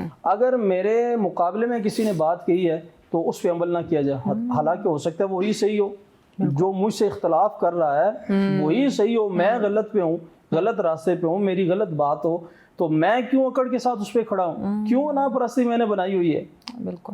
مجھے دوسرے کی رائے کو تسلیم کرنا چاہیے. لیکن اسی انا کے چکروں میں نسل در نسل یہ سلسلہ چلتا ہے اور گھروں کے گھر اجڑ جاتے ہیں. ہم اس پہ ہم فوکس نہیں کرتے. میں وہی عرض کر رہا ہوں کہ کتنا نقصان ہوتا ہے. خاندان بکھر گیا، ایسے نسلیں تباہ ہو گئی. حالیہ ایک واقعہ اسلام آباد کا، یہاں پہ ایک معاملہ ہوا، دو گروہوں کی بات ہوئی ہے، تو وہاں پہ بھی دو گروہ بڑے نامی گرامی گروہ ہیں جن کو آپس میں صلح کروانے کی بے حد کوششیں کی گئی ہیں. لیکن جو شیطان لوگ ہیں جو اس کو مزید کہتے ہیں کہ دوریاں پیدا ہوں، قربت نہ ہو، انہوں نے اس کو بکھیر دیا. پھر ہوا کیا کہ دونوں سائیڈوں سے قیمتی اور نوجوان جانیں اس دنیا سے چلی گئی. کتنا بڑا نقصان ہوا. یہ ایک مثال ہے، بے شمار ہمارے معاشرے میں ایسی مثالیں موجود ہیں. بالکل ایسے ہی ہے. اگر میری غلطی ہے یا سامنے والا جو بات کر رہا ہے اگر کوئی مشورہ دے رہا ہے، کوئی رائے دے رہا ہے، تو وہ اس کی درست ہو سکتی ہے. تو یہ ہم میں ایکسیپٹنس ختم ہو گئی ہے کہ اگر میں نے کوئی بات کہہ دی ہے تو وہی درست ہے، میں نے جو کہا ہے وہی ہونا ہے. کوئی دوسرا کہہ رہا ہے تو اس کی بات کو عمل نہیں کرنا. اگر میں غلط ہوں تو میں نے اپنی غلطی تسلیم نہیں کرنی. اس وجہ سے بھی تو مسئلہ میں نے وہی عرض کیا کہ ہمارے انا پرستی، یہ جو میں ہم میں داخل ہو گئی ہے نا، اس میں کی ساری بیماریاں ہیں کہ میں نے جو کہہ دیا وہی صحیح ہے، میں نے جو کام کر دیا وہی صحیح ہے، باقی کوئی صحیح نہیں ہے، باقی غلط ہے سارے. جب ہمارے اندر سے یہ میں نکلیں گی، انا پرستی نکلے گی، دوسرے کی رائے کا ہم احترام کریں گے، دوسرے کا اگر وہ اختلاف ہے تو اس اختلاف کا بھی ہم احترام کریں گے، تب جا کے معاملات جو ہیں وہ درست ہوں گے. تب جا کے رسول اللہ صلی اللہ علیہ وسلم کے اس فرامین پر ہم عمل جو ہے وہ کریں گے. حضور صلی اللہ علیہ وسلم نے دیکھیں زندگی گزاری ہے تو نبی کریم صلی اللہ علیہ وسلم نے جناب یہودیوں کے ساتھ بھی معاملات کیے، مشرکوں کے ساتھ بھی معاملات کیے، بھائی چارہ پیدا کیا. میثاق مدینہ کس کا نام ہے؟ اسی چیز کا نام ہے. یہ معاملات آپس میں طے کرنے، ان کے ساتھ بیٹھنا، رواداری کا اختیار کرنا. اور پھر جو فرمایا گیا کہ یہی معاملات دیکھ کر وہ لوگ جو ہے وہ اسلام میں داخل ہوئے. بالکل ایسے حضور نبی رحمت صلی اللہ علیہ وسلم کے اس عمل کو دیکھ کر، حضور کے فرامین کو دیکھ کر، حضور کے عمل کو دیکھ کر وہی لوگ اسلام جو ہے وہ اسلام میں داخل ہوئے، مسلمان ہوئے، اللہ نے انہیں کامیابیاں دی ہیں. لہذا آج ہم اگر اعلان کرتے ہیں، ہم لیکچر دے رہے ہیں، ہم سبق پڑھا رہے ہیں، ہماری اپنی زندگی میں پریکٹیکل اس پہ عمل نہیں ہے تو اس کا کوئی فائدہ نہیں. اور لہذا ہماری سب سے بڑی ناکامی یہ ہے کہ ہمارا جو ہے اس پہ پریکٹیکل عمل نہیں. بالکل یہی بات میں پروفیسر محمد عرفان صاحب آپ کی طرف لے کر آؤں گی کہ کیا ہم اپنے آپ کو کہلوانے کو تو کہتے ہیں کہ الحمدللہ وی آر مسلم، کیا واقعی ہمارے اندر ایمان ہے؟ اسلام جس طریقے سے کہتا ہے کہ مومنوں کو زندگی بسر کرنی چاہیے، کیا واقعی ہم اس پہ عمل کر رہے ہیں یا نامی گرامی بس ہم رہ گئے کہ ہاں الحمدللہ وی آر مسلم؟ آپ نے جس طرح بات کی، یہ افسوس کی بات ہے کہ حقیقت بھی یہی ہے کہ ہم نام کے تو رہ گئے ہیں لیکن عمل کے نہیں رہے. حضور کی ساری زندگی دیکھیے کہ حضور پہلے عمل کرتے تھے پھر حکم دیتے تھے حکم. بالکل آج ہم عمل نہیں کرتے، حکم پہلے دے دیتے ہیں. یقیناً انا پرستی کی بات ہوئی، ذاتیات کی بات ہوئی. सैयदुना अली मुर्तज़ा करमल्लाहु वजहहु अलकरीम जंग में है, दुश्मन से मुकाबले में है, लड़ते लड़ते कौन है, किसकी ज़रूरत है जो अली का मुकाबला करे, से शेर खुदा का लक़ब दिया गया है। बिल्कुल। आपने अपने मद्दे मुकाबल को, दुश्मन को छाड़ दिया और तलवार उसके गर्दन पे रख दी। तलवार जब उसके गर्दन पे रखी तो उसने एक कभी हरकत की जो मैं बयान करना भी मैं समझता हूँ कि ये गुस्ताखी है। तकरीबन सबने ये वाक़या सुना होगा, बिल्कुल ऐसे ही। आपने तलवार पीछे कर दी। अच्छा, उस शख्स का ये अमल इसलिए था कि ये गुस्से में आए यस, और जल्दी से मुझे चीर दें और मेरा सर कलम कर दें, गर्दन पे वो चला दें तलवार। मौला अली ने उसे छोड़ दिया।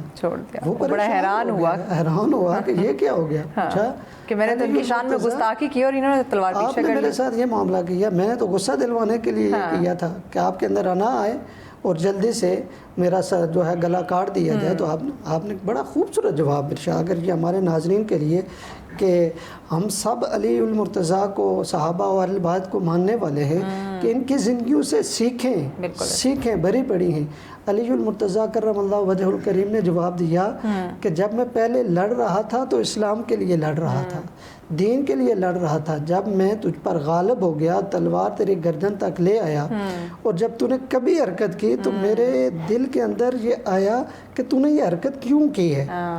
था अभी भी दीन के लिए लड़ रहा था, लेकिन जो ज़र्रा सा मेरे दिल के अंदर आया तो मैंने तुझे छोड़ दिया कि कहीं मेरा ये अमल ज़ाया ना हो जाए और मैंने तुझे मुआफ़ कर दिया, छोड़ दिया, इसलिए मैंने एक तलवार हटा दी।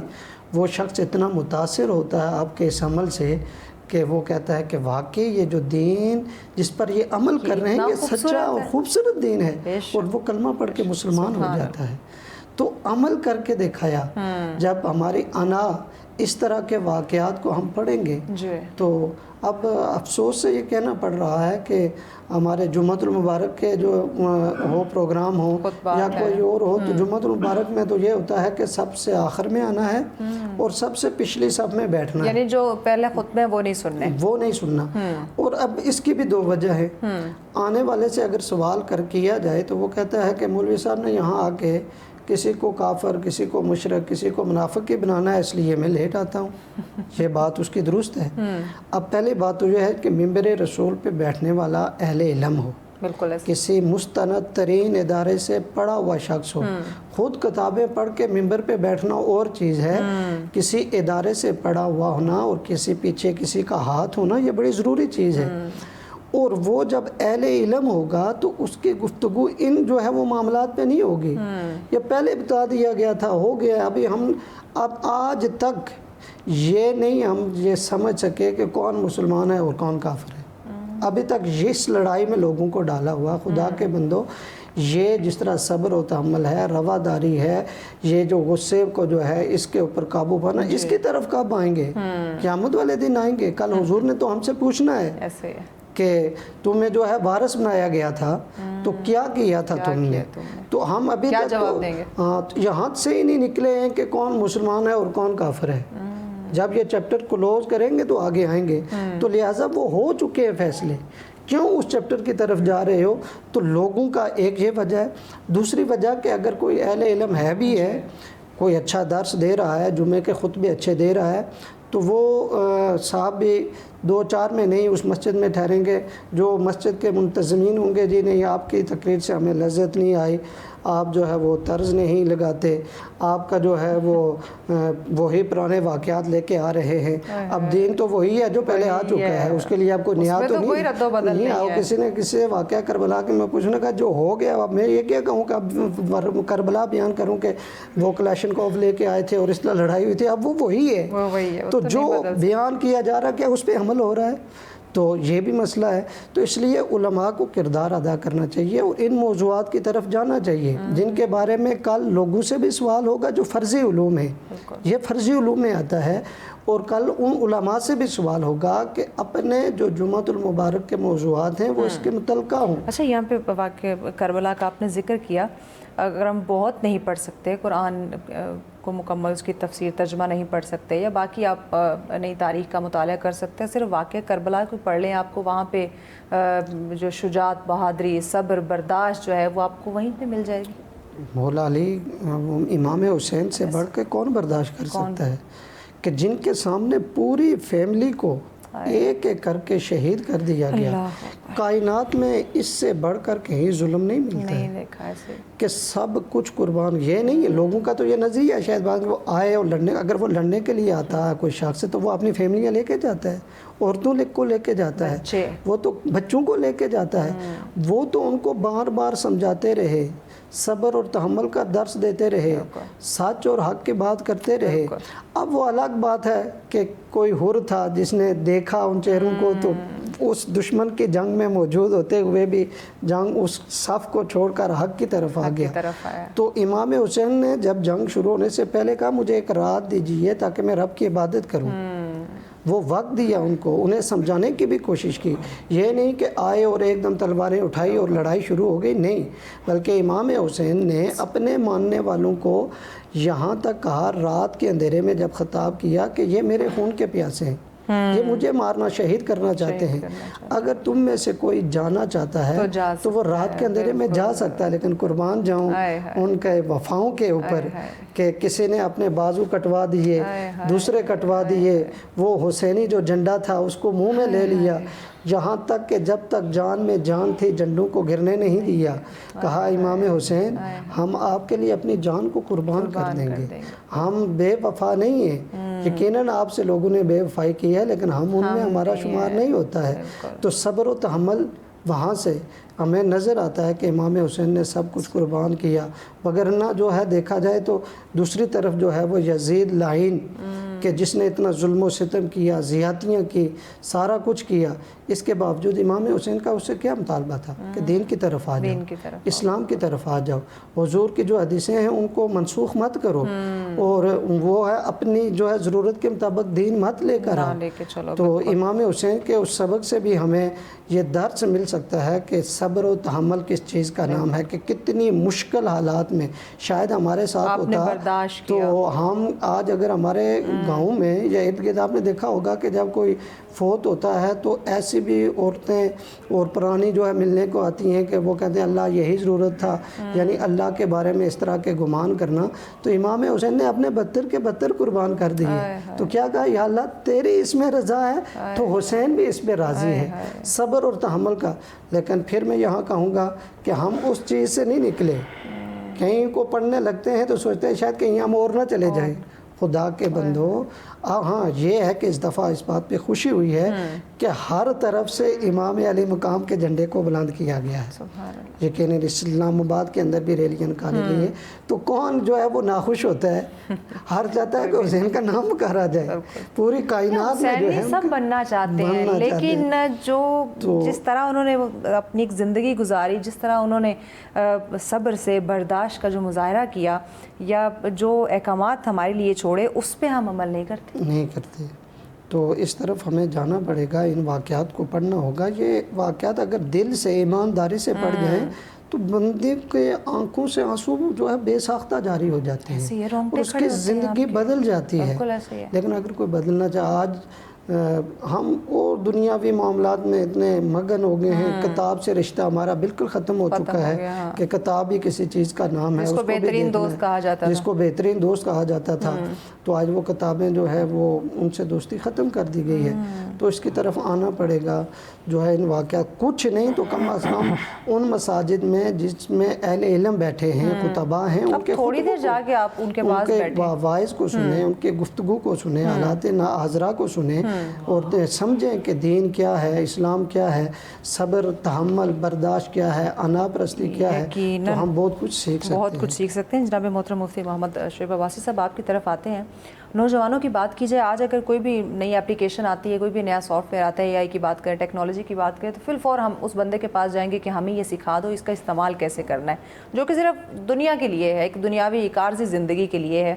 جس چیز نے ہماری آخرت کو سنوارنا ہے, ہمیں جو ہے وہ پل صراط جس کی وجہ سے ہم جو ہے وہ کراس کر سکتے ہیں, پار کر سکتے ہیں, ان چیزوں کے لیے ہم جو اہل علم ہیں، جو آپ جیسے محترم ہیں، علماء کرام ہیں، ان کے پاس جا کے بہت نہیں تو آدھا گھنٹہ بھی ہم کیوں نہیں بیٹھتے، ہمارے نوجوان کیوں نہیں بیٹھتے؟ اگر کسی چیز کو لے کے کوئی کنفیوژن ہے، اسلامی پوائنٹ آف ویو سے کچھ پوچھنا چاہتے ہیں، تو کیوں وہ ٹاپک لے کے نہیں جاتے کہ اس پہ محترم ہمیں جو ہے ہمیں گائیڈ کر دیں، ہماری رہنمائی فرما دیں؟ کیوں نہیں؟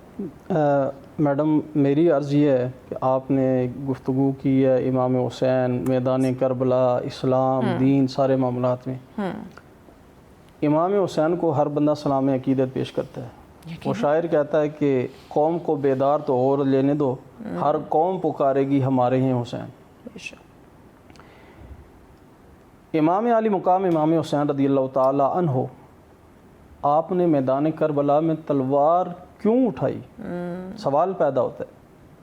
حضور نبی رحمت صلی اللہ علیہ وسلم ظاہری وصال فرما گئے، صحابہ کرام کا دور آیا، خلافت راشدہ آئی، امام حسین نے تلوار نہیں اٹھائی، تابع رہے کہ معاملات دین جو ہیں وہ ٹھیک چل رہے ہیں، دین پھیل رہا ہے، دین پہ عمل ہو رہا ہے۔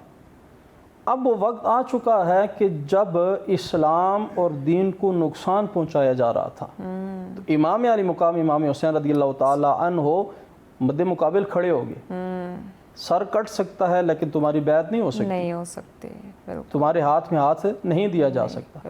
اب اگر ہم بنیاد دیکھیں، اسلام اس چیز کی اجازت دیتا ہے آپ ریاست کے خلاف عمل نہ کریں، ریاست اگر ناحق ہے آپ اپنی آواز کو بلند کریں، ڈٹ جائیں آپ، ٹھیک ہے جی۔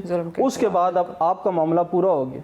اگر آپ اس کے مقابلے میں جاتے ہیں تو یہ عزیمت کا راستہ ہے، یہ افضل راستہ ہے، یہ اعلیٰ راستہ ہے۔ ادنا کیا ہے؟ آپ خاموش ہو جائیں، برداشت کر رہے ہیں آپ، اب عمل تو ہو نہیں ہو رہا ہے، جو سکتا، زیادتی آپ نے جو کہنا تھا سو کہہ دیا۔ نبی رحمت صلی اللہ علیہ وسلم کا فرمان بھی ہے کہ برائی ہو رہی ہے، طاقت، ہاتھ کی طاقت ہے اسے روکیں، بالکل، زبان کی طاقت ہے اسے روکیں۔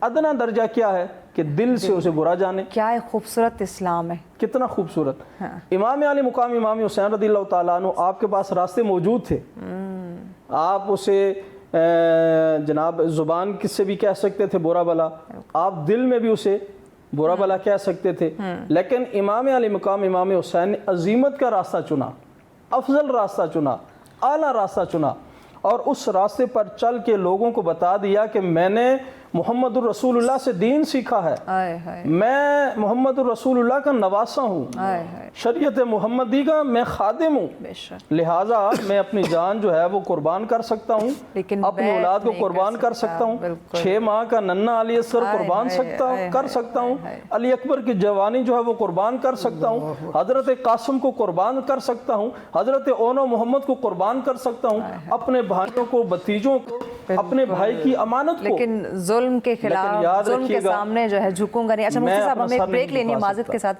یہیں سے ہم آپ کی بات کو کنٹینیو کریں گے۔ آپ دیکھ رہے ہیں سچ سویرا، آج کا ہمارا ٹاپک جس پہ ہم ڈسکشن کر رہے ہیں، اسلام میں رواداری سے کیا مراد ہے، کیا خوبصورتی کے ساتھ ہمارے مہمان اس پہ گفتگو فرما رہے ہیں۔ جی جناب محترم مفتی محمد شعیب عباسی صاحب، آپ اسے ہم بات کر رہے تھے، واقعہ کربلا کا آپ ذکر کر رہے تھے۔ جی، امام علی مقام امام حسین رضی اللہ تعالیٰ عنہ، میں عرض کر رہا تھا کہ آپ نے قربان کیا سب کچھ، لیکن جہاں پر اسلام کا نقصان ہو رہا تھا، دین کا نقصان ہو رہا تھا، وہاں پر خاموش نہیں رہے، عزیمت کا راستہ چنا، عزیمت کے راستے پر آپ عمل پیرا ہوئے، اور اعلیٰ راستہ، افضل راستہ چن کر دنیا کو بتا دیا، دنیا والوں یاد رکھنا ہم محمد رسول اللہ کے نواسے ہیں، ہم محمد رسول اللہ کے نواسے ہیں، شریعت محمدی کے خادم ہیں، لہذا دین کی خاطر ہم اپنی جان تو قربان کر سکتے ہیں، لیکن دین پر آنچ نہیں آنے دیں گے، دین کے جھنڈے کو گرنے نہیں دیں گے۔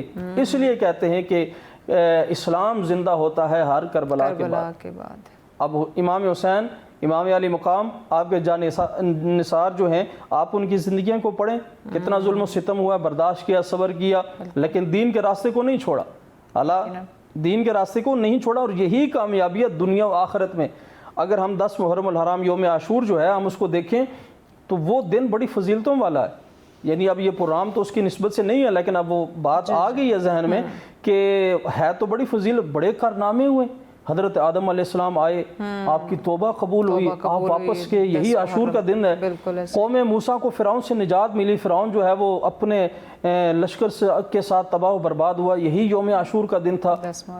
بے شمار کشتی نوح جو ہے وہ کنارہ لگی، یہی عاشور کا دن تھا۔ حضرت یونس علیہ السلام مچھلی کے پیٹ سے آزاد ہوئے، یہی، یعنی بے شمار۔ لیکن آپ دیکھیں نا، تاریخ ہمیں یہ بتاتی ہے، جب 10 محرم الحرام کو امام علی مقام امام حسین رضی اللہ تعالیٰ نے اللہ کی بارگاہ میں اپنی قربانی کو پیش کیا، اپنے اہل و عیال کو پیش کیا، اس کے بعد جب یوم عاشور کا 10 محرم الحرام کا نام لیا جاتا ہے تو ہر بندے کے ذہن میں واقعہ کربلا برپا ہو جاتی ہے۔ بالکل ایسے ہے، باقی جو معاملات ہوئے ہیں وہاں پر ذہن نہیں جاتا۔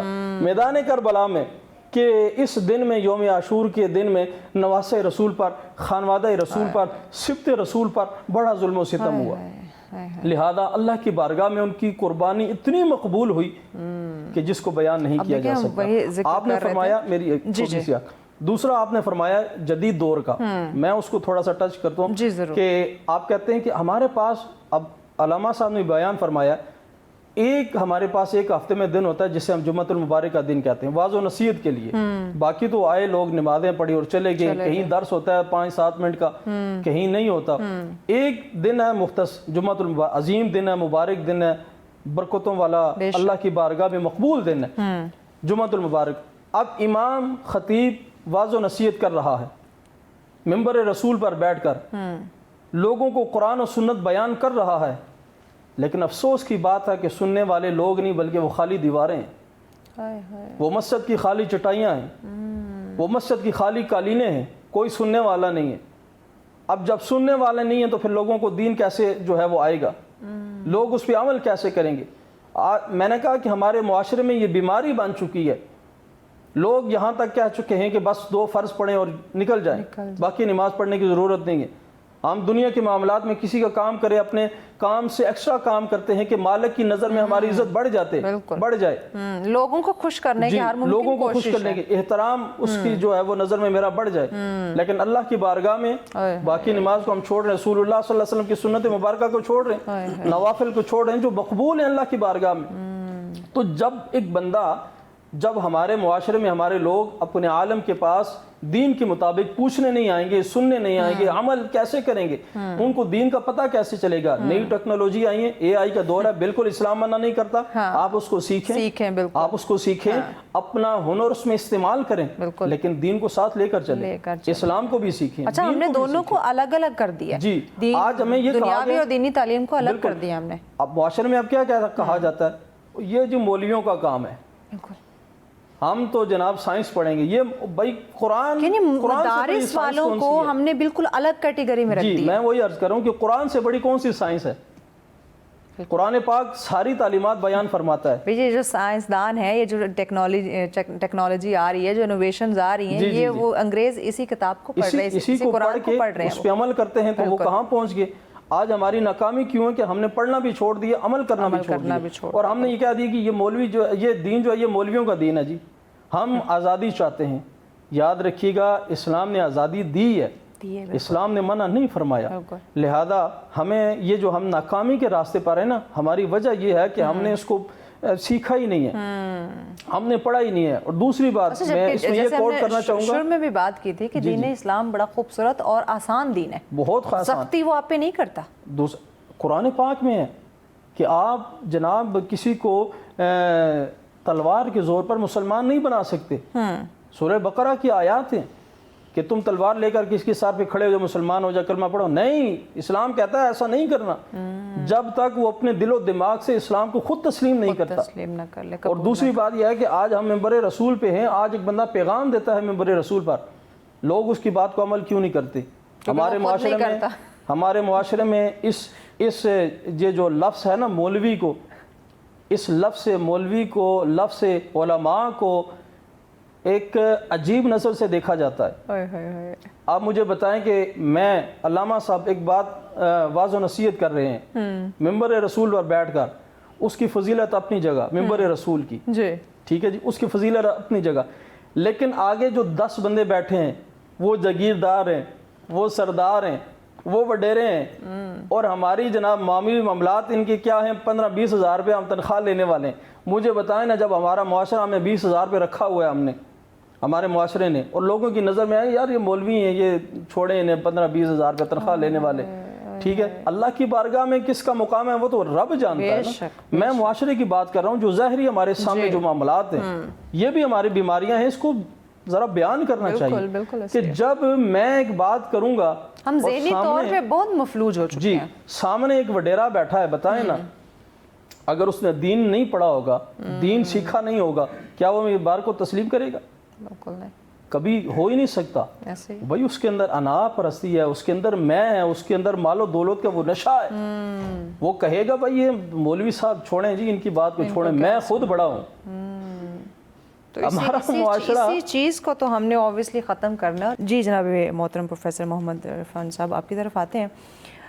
جہاں ہم مدارس کی بات کر رہے ہیں, علماء کرام کی بات کر رہے ہیں, تعلیمی اداروں کا ذکر میں ساتھ ضرور کرنا چاہوں گی, آپ سے جاننا چاہوں گی. ہم دیکھتے ہیں کہ سلیبس میں ایسے ایسے غیر ضروری جو ہے وہ ٹاپکس ہوتے ہیں, ایسے ایسے اس میں ہمیں سلیبس دیکھنے کو ملتا ہے جس کا پریکٹیکل لائف سے کوئی تعلق نہیں ہوتا. تو آپ نہیں سمجھتے کہ ہمارے ٹیچرز کو سلیبس سے ہٹ کے عملی زندگی کے لیے کچھ ایسے اسلامی موضوعات, کچھ ایسی تاریخی کلمات جو ہے وہ سامنے رکھنے چاہیے جس سے ہمارے بچوں کی ساتھ ساتھ تربیت ہو سکے, وہ جان سکیں کہ آیا رواداری کیا ہے, ہمیں کس طرح سے عدل و انصاف کے ساتھ زندگی گزارنی ہے, ہمیں صبر کس طرح سے کرنا ہے, برداشت کس طرح سے کرنا ہے, کیونکہ یہ تو وہ چیزیں ہیں جو ریگولر ہماری زندگی میں ہمارے ساتھ چلتی ہیں. جی جس طرح آپ نے بتایا بالکل اس چیز کی انتہا درجے کی کمی ہے, کیونکہ میں کالج سے ریلیٹیو ہوں اور وہاں پڑھانا جانا آنا ہوتا ہے. تو ایک تو یہ کہ ہمارا نصاب ایک جگہ پہ ٹھہرا ہوا نہیں ہے, پتہ نہیں اب اسلامیات کو ہی لے لیں آپ کہ ایک ہی چیز ہے, ہر سال بک کو چینج کیا ہوتا ہے. اور یہ میں آپ کے توسل سے ان اداروں تک بھی یہ بات بتانا چاہوں گا کہ دیکھیں ایک سال بچہ پڑھ رہا ہے اور اس میں آپ صرف ایک سبجیکٹ چینج کر کے نئی بک لے آتے ہیں. غریب جو ہوتا ہے اس نے تو بڑی مشکل سے گزارا کرنا ہوتا ہے, اب ایک سبجیکٹ کے لیے اس نے نئی پوری بک خریدنی ہے. تو لہٰذا اس چیز کا خیال رکھا جائے کہ سلیبس جو ہے وقت پہ دیا جائے تاکہ وقت پر بچوں کو پڑھایا جائے. جب وقت ہوگا ٹیچر کے پاس تو وہ تسلی کے ساتھ بچوں کو سمجھائے گا, ان کو پڑھائے گا. جب سلیبس ہی ہمارا 3 ماہ 4 ماہ 6 ماہ رہتے ہوں گے تو آئے گا تو پھر بچے کو وہ کیا پڑھائے گا, کیا سمجھائے گا؟ اس نے تو بس آگے دوڑ پیچھے چھوڑ والی بات کرنی ہے. یہ سلیبس مکمل ہو گیا تو اس طرف ہمیں توجہ دینی چاہیے ہمارے تعلیمی اداروں کو کہ جو ہے وہ وقت پر اگر وہ کوئی سلیبس آ جائے تاکہ وقت پر بچوں کے پاس وقت ہو اور ٹیچر بھی جو ہے وہ پوری ایمانداری کے ساتھ وہ ان کو سمجھائے اور بتائے کہ یہ جو موضوع ہے اس پر جو ہے وہ قرآن و حدیث کیا کہتا ہے, اور پھر اس کا ٹیچر یقیناً مطالعہ کر کے آئیں گھر سے اور اس کے متعلق جو جتنے بھی جو موضوع واقعات ہیں یا کوئی اس طرح قرآن و حدیث میں وہ ان کو سامنے کلاس میں بیان کیا جائے. تو اس سے یہ ہوگا کہ بچوں کے اندر جو ہے وہ مزید جو ہے وہ بہتری آئے گی. اچھا یہاں پہ ایک اور چیز میں ایڈ کرنا چاہوں گی, کیونکہ مختلف پروفیسرز آپ کی طرح آتے ہیں, ٹیچرز ایجوکیشنسٹ آتے ہیں ہمارے پروگرام میں, ہم ان سے یہ میں سوال ضرور کرتی ہوں اسلامی پوائنٹ آف ویو سے یا دیگر ہمارے جو موضوعات ہوتے ہیں, ہم ان سے پوچھتے ہیں کہ جو ہمارے دنیاوی جو ایک سوسائٹی کے اندر جو پریکٹیکل جس طرح ہم نے زندگی گزارنی ہے, جو ضرورت کی ہماری چیزیں ہیں, وہ آپ کلاس میں کیوں نہیں بچوں کو بتاتے؟ جس طرح ہم یہ صبر کی بات کر رہے ہیں, برداشت کی بات کر رہے ہیں, غصے کو کنٹرول کرنے کی بات کر رہے ہیں, اس کو آپ جنرلی اس کو آپ ایلیبوریٹ کر لیں یا قرآن و سنت کی روشنی میں کر لیں. ان کا جواب یہ ہوتا ہے کہ اگر میں پرائیویٹ سیکٹر کی خاص کر بات کروں کہ ہم پہ پریشر ہوتا ہے کہ آپ نے بچوں کا سلیبس کور کروانا ہے, تو ہمارے پاس اتنا وقت نہیں ہوتا کہ ہم سلیبس سے ہٹ کے ان کو کچھ پڑھا سکے. تو آپ نہیں سمجھتے کہ یہ بڑا ایک لمحہ فکریہ ہے کہ ہم کتابیں تو رٹوا رہے ہیں بچوں کو, لیکن عملی زندگی کے اندر بچہ اس چیز کو نہ پریکٹس کر رہا ہے نہ اس کو سمجھ پا رہا ہے؟ جی بالکل آپ نے یہ درست بات کہی ہے, اور میرا خود تجربہ ہے کہ سلیبس جب وقت پہ نہیں آئے گا, کتاب نہیں ملے گی آپ کو, تو وہ کیا پڑھانے والا پڑھائے گا؟ پھر اس کے پاس تھوڑا وقت رہ جائے گا, چھٹیوں وغیرہ آ جائے. اگر دیکھا جائے ہمارے ماحول میں تو میرے خیال میں 4 مہینے پورے سال میں بچے یا 5 مہینے اسکول جاتے ہیں. اس دفعہ تو زیادہ چھٹیاں ہوئی ہیں. ہاں تو حساب ابھی تو میرے خیال میں 3 مہینے, ابھی وہ آن لائن والا نظام شروع ہو گیا ہے, تو وہ بھی بس والدین نہیں پڑھانا, یہ ہے کہ اسکول نے سال کے بعد سند دینی ہے, پیپر میں بیٹھانا ہے. تو وقت کی قلت ہے. اب جو دوسرے ادارے ہیں, جو پرائیویٹ ادارے ہیں, وہ تو اب پورا کام لیں گے. انہوں نے پیرنٹس کو جواب دینا ہے, جی آپ کا سلیبس مکمل نہیں ہے تو آپ اتنا عرصہ کیا کرتے رہیں. اب جو ہوگا ادارے کا انچارج ہوگا, اس نے کہنا ہے جی کہ آپ اس کو مکمل کریں تاکہ ہم اس کے پیپر ایگزام آ رہے ہیں وہ لے سکیں. تو اس کے لیے میں نے جب ابتدائی میں کہا کہ وقت پہ اگر چیز ہمیں میسر آ جائے اور وقت پہ اگر اس کو پڑھانا شروع کر دیا جائے تو وہ بہت بہتری آ سکتی ہے. آج کا ہمارا ٹاپک جس پہ ہم ڈسکشن کریں, اسلام میں رواداری سے کیا مراد ہے. بڑی خوبصورتی کے ساتھ ہمارے مہمان جو ہیں وہ اس پہ گفتگو فرما رہے تھے, اور ہماری پوری کوشش ہے کہ ہم ان تمام پہلوؤں کو ہائی لائٹ کر سکیں. ہم نے کرنے کی کوشش بھی کی جس کی ہماری زندگی میں اشد ضرورت ہے. کچھ چیزوں کو زندگی میں شامل کرنے کی, کچھ چیزوں کو زندگی سے نکالنے کی. اسلامی پوائنٹ آف ویو سے ہمیں زندگی کس طرح سے گزارنی چاہیے, دین اسلام جو ہے وہ کس طرح سے ہمیں تلقین کرتا ہے کہ آپ نے زندگی کیسے گزارنی. ان تمام چیزوں پہ ہم ڈسکشن کر رہے تھے. جی پروفیسر صاحب, آخری ہمارا سیگمنٹ ہے, کچھ ہی منٹس ہوں گے تو میں چاہوں گی کہ آپ اپنی بات مکمل کریں, پھر ہم آگے بڑھتے ہیں. جی, تو اس کے لیے یہ کہ وقت ہونا چاہیے ٹیچر کے پاس بھی اور جو طالب علم اسٹوڈنٹ ان کے پاس بھی. اچھا پروفیسر صاحب, وقت کی آپ نے بات کی, ہم اسکرولنگ کے لیے ہمارے پاس بڑا وقت ہے, کچھ سیکھنے کے لیے کیوں نہیں ہے؟ سیکھنے کے لیے نہیں ہے. نہیں, وہ تو آپ کی بات 100% ٹھیک ہے, لیکن جیسے آپ نے بات کی ہے کہ ہمارا بچہ اسکول جاتا کتنا ٹائم ہے. اگر سب یہ جو بنانے والے ہیں یہ سر جوڑ کے بیٹھیں اور حساب لگائیں, ہفتہ اتوار کی ان کی چھٹی ہوتی ہے تو پورے سال کے دن نکالنے, چھٹیاں نکالنے, میرے خیال میں 4 ماہ بچے نہیں اسکول جا رہے ہیں. اب 4 ماہ کے اندر بچے کو ایک تو نہیں ہے نا کہ ایک اسلامیات پڑھا رہا ہے یا اسلام کے متعلق جو اسباق ہیں وہ پڑھا رہے ہیں, بلکہ وہ اور بھی پڑھانے ہیں, بچوں نے آگے بڑھنا ہے. تو اس لیے وقت تو ہوگا تو یہ تمام چیزیں جو ہے, اس لیے چھٹیوں کے جو ہے اس میں سلیبس کی بات ہو رہی ہے تو علامہ صاحب یہ بھی فرما رہے ہیں. دیکھیں, جو تیار کرنے والے ہیں نا جی, جو ہم تک یہ سارے چیزیں پہنچانے والے ہیں, جب ان کے نظریات ٹھیک نہیں ہوں گے تو ہم کیسے ٹھیک ہوں گے؟ ہم نے آگے کیسے اس چیز کو پہنچانا ہے؟ بالکل ایسے. آج جو تعلیم ہے نا, بیسیکلی سچی جو بات ہے, وہ تعلیم لوگوں کو رائے راست پر لانے سے زیادہ ہے ہمارے لیے پیسہ جو ہے بزنس زیادہ بن چکا ہے. کہ ہم نے پیسہ, ہر سال سلیبس کیوں چینج ہوتا ہے؟ یہ بزنس ہی ہے. ہم نے پیسہ کمانا ہے, ہر سال نئی بکس دینی ہے, نئی کاپیاں دینی ہے. آپ پرائیویٹ اسکول میں دیکھیں نا, آپ یقین جانے کہ عام مڈل کلاس بندہ وہاں پر اتنا مشکل ہے کہ جس کی انتہا نہیں ہے. اب میں بتاؤں, میرا خود بیٹا ہے چھوٹا, وہ پڑھتا ہے, اللہ اسے سلامت رکھے. ہر مہینے کے بعد, ہر ماہ کے بعد کچھ نہ کچھ نیا معاملات ہوتے ہیں. پیسے جمع کروائیں جی, یہ اس کے پیسے ہیں, یہ فلاں کے پیسے ہیں, سلیبس چینج ہو چکا ہے جناب, اب سال گزر گیا ہے, نئی بکس لینی ہے, نئی کاپیاں لینی ہیں. یہ کیا ہے؟ کیوں ہم نے اس لوگوں کو دین سے دور کرنے کی ہم کوشش کر رہے ہیں؟ لہذا ہم نے اپنی بات ایونٹس کے اندر ہم نے مفتی صاحب بچوں کو, نوجوانوں کو الجھا دیا ہے. کبھی کوئی ڈے ہم سیلیبریٹ کر رہے ہیں, کبھی کسی نام پہ کوئی ہم ایونٹ جو ہے وہ شروع کر دیتے ہیں, تو بچوں کو ہم نے ڈیفرنٹ ایکٹیویٹیز میں انگیج کر دیا ہوا ہے.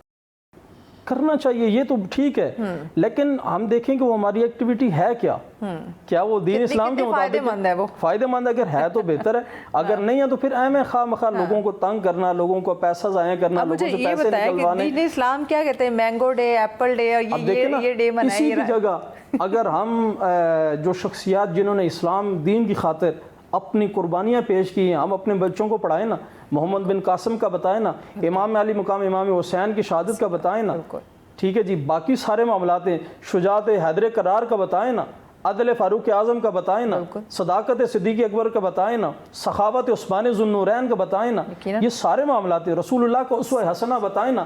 ہماری بکس میں اگر آج اللہ نے ہمیں توفیق دیا, ہم نے مارکہ حق سر کر لیا, کامیابی ہو گئی, وہ ہماری بکس میں آ سکتا ہے, تو رسول اللہ کا فرامین کیوں نہیں آ سکتے؟ صحابہ کی جو زندگیاں ہیں, جن لوگوں نے اسلام اور لشکر اسلام کو لے کر سر بلندی کی طرف گئے ہیں, وہ کیوں نہیں آ سکتے؟ ہمارے بچے کیوں نہ واقف ہیں ان سے؟ اس لیے کہ ہمارے وہ بکس میں وہ چیزیں ہی نہیں ہیں. اور ہر سال نئی بکس لے کے آنا, صحیح معاملات کرنا, چھوٹے سے سبجیکٹ کے طور پہ اس کو ایک جو ہے وہ ایڈ کر دیا جاتا ہے, لیکن مکمل اس میں تفصیل یا ڈیٹیل موجود نہیں ہوتی. آپ بتائیں نا, چھوٹا بچہ کیا سمجھے گا؟ ناسمجھ بچہ ہے. جب جیسے ہم ایک چیز, دنیا کی چیز اس کے سامنے اچھی طرح پیش کرتے ہیں, پکچر لگی ہوتی ہے, نام لکھا ہوتا ہے, فوائد اس کے لکھے ہوتے ہیں, تو یہی معاملہ دین کے مطابق یہ کیا جائے نا, تو انشاءاللہ یہ. لہذا ہمارے جو سربراہان ہیں, انہیں چاہیے کہ اب نظریات عقائد درست فرمائیں, نظریات اچھے رکھیں, اس ملک کے خداداد پاکستان کی سربلندی کے لیے اس میں اسلام کے نام پہ یہ ملک بنا ہے نا، تو بتائیں اس میں کہاں ہمیں وہ اسلامی تعلیمات ملتی ہیں؟ معاشرے کی بہتری کے لیے جب یہ ان کے نظریات اچھے ہوں گے تو یقیناً نیچے والے خود بخود اچھے ہو جائیں گے۔ بالکل پروفیسر صاحب، ذکر جو ہے وہ شروع ہو گیا، اسلام کے نام پہ یہ ملک جو ہے اس کی بنیاد رکھی گئی ہے، تو عدل کی بات کرے، انصاف کی بات کرے، باقی چیزوں کو آپ چھوڑ دیں، جو صبر برداشت یہ وہ ان کو آپ چھوڑ دیں، اب عدل و انصاف کو ہی لے لیں۔ اسلام میں تو عدل و انصاف پہ تو بڑا زور دیا گیا ہے، لیکن اسلام کے نام پہ یہ بننے والا ملک، اور اس میں تو ہمیں کہیں یہ چیزیں نظر نہیں بالکل عدل و انصاف جہاں عدل نہیں کیا جاتا وہ لوگ، وہ ملک اور وہ قومیں تباہ و برباد ہو جاتی ہیں، اور وہی حال ہمارا ہے۔ تو قرآن کریم کہتا ہے کہ ان اللہ یأمر بالعدل والاحسان، کہ اللہ تعالیٰ تمہیں حکم دیتا ہے کہ تم عدل کرو، انصاف کرو۔ یہاں غریب کے لیے قانون اور ہے، امیر کے لیے کچھ اور ہے۔ بالکل ایسا ہی ہے، اور یہ اگر پیچھے چلے جائیں تو یہ عرب کے جو اولاد جو تھے ان کا بھی یہی قانون تھا، غریب کرتا تو اسے پکڑا جاتا تھا، امیر کرتا تو اسے چھوڑ دیا جاتا تھا۔ اچھا، یہی انصاف کے حوالے سے میں چاہوں گی کہ آپ صلی اللہ علیہ وسلم کے جو ایگزامپلز ہیں نا، آپ وہ ضرور کوٹ کریں جو اپنی بیٹی کے لیے انہوں نے فرمایا تھا۔ میں پڑھ رہا تھا تو یہی میرے سامنے بھی آئی ایک حدیث کہ حضور پاک صلی اللہ علیہ وسلم نے اس کو بیان کرتے ہوئے فرمایا کہ انصاف کو قائم کرو، اور فرمایا کہ تم سے پہلے لوگ اس لیے برباد اور تباہ ہوئے ہیں کہ وہ انصاف نہیں کرتے تھے، اور آپ نے فرمایا کہ یاد رکھو، سن لو کہ اگر میری بیٹی بھی سے بھی ایسا ہو نہیں سکتا ہے، ایسا ہو نہیں سکتا، لیکن آپ نے ان کو سمجھانا تھا۔ فرمایا کہ اگر ان سے بھی ایسا کوئی کام سرزد ہو جاتا تو میں ان کے بھی ہاتھ کاٹ دیتا۔ تو یہ انصاف جو ہے وہ قائم کیا گیا، یہ بتایا گیا ہے۔ بلکہ آپ مسلمان تو مسلمان فرمایا اقلیت جو ہے ان کے ساتھ جو تم انصاف کرو، اگر انصاف نہیں کرو کہ تو ایک حدیث کا مفہوم علامہ صاحب اس کی تائید کریں گے کہ حضور نے فرمایا کل قیامت والے دن میں ان کی طرف سے جو ہے وہ جھگڑا کروں گا کہ تم نے ان سے ناانصافی کیوں کی تھی، ان کی طرف سے وکیل بن کے میں آؤں گا۔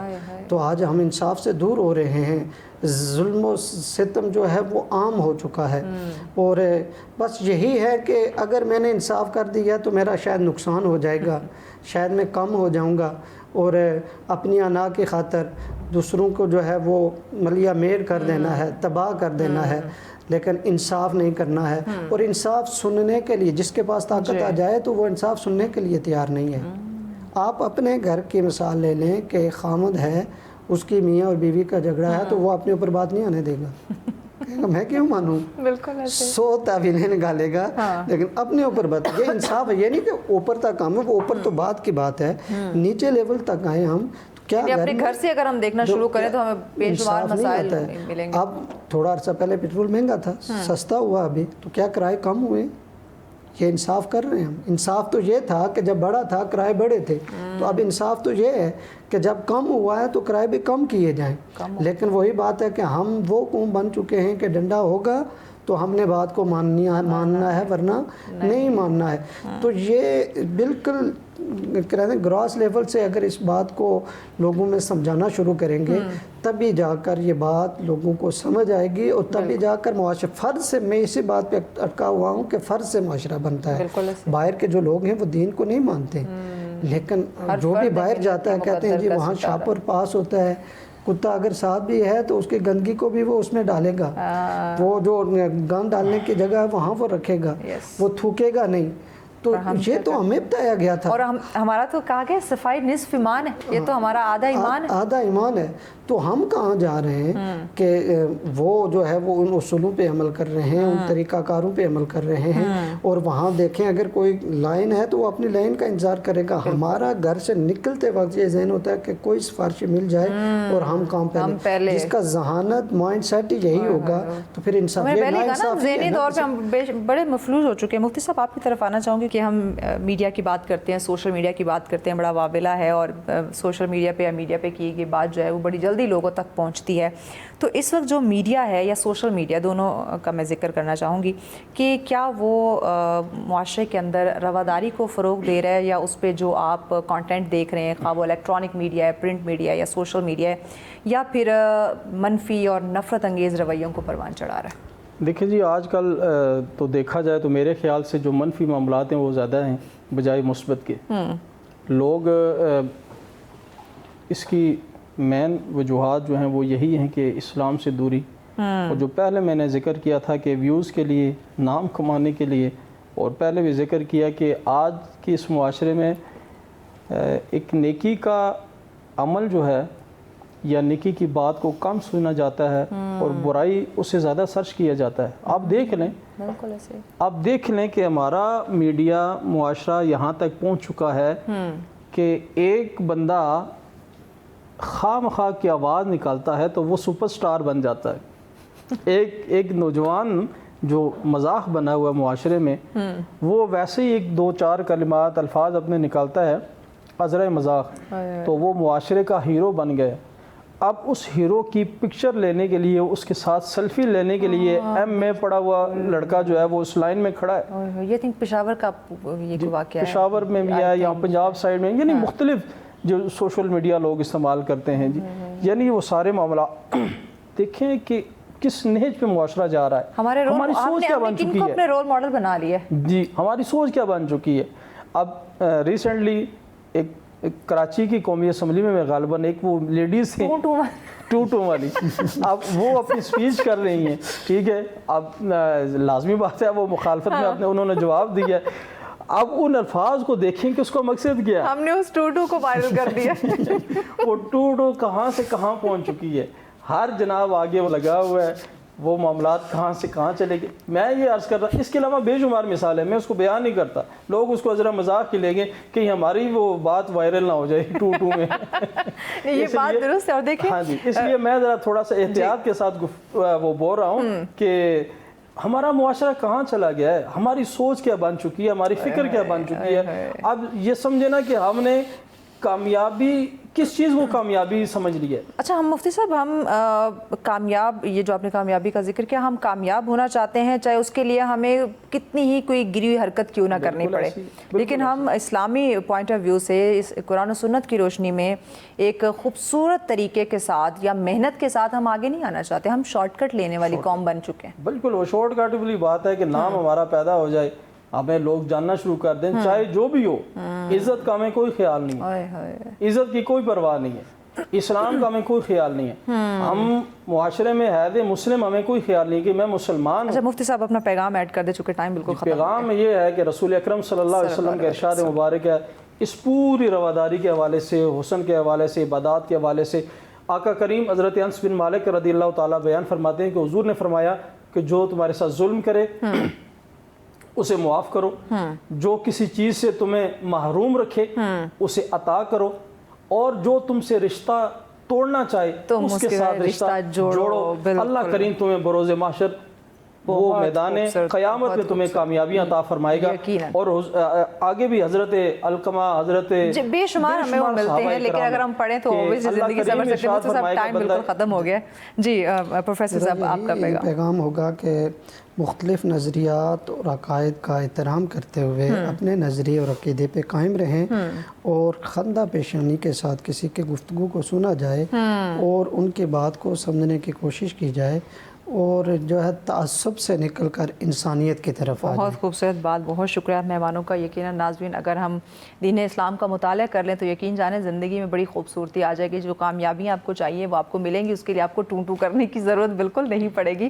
کوشش کریں آپ سیرت نبی صلی اللہ علیہ وسلم کا مطالعہ کریں, اہل بیت کی زندگی کا مطالعہ کریں, قرآن کا مطالعہ کریں, تو ہر مسئلے کا حل آپ کو ضرور ملے گا. اور دعا کرتے ہیں کہ آج جتنی بھی ہم نے گفتگو کی, اللہ پاک اس پہ ہمیں عمل کرنے کی توفیق عطا فرمائے. آمین الہی آمین.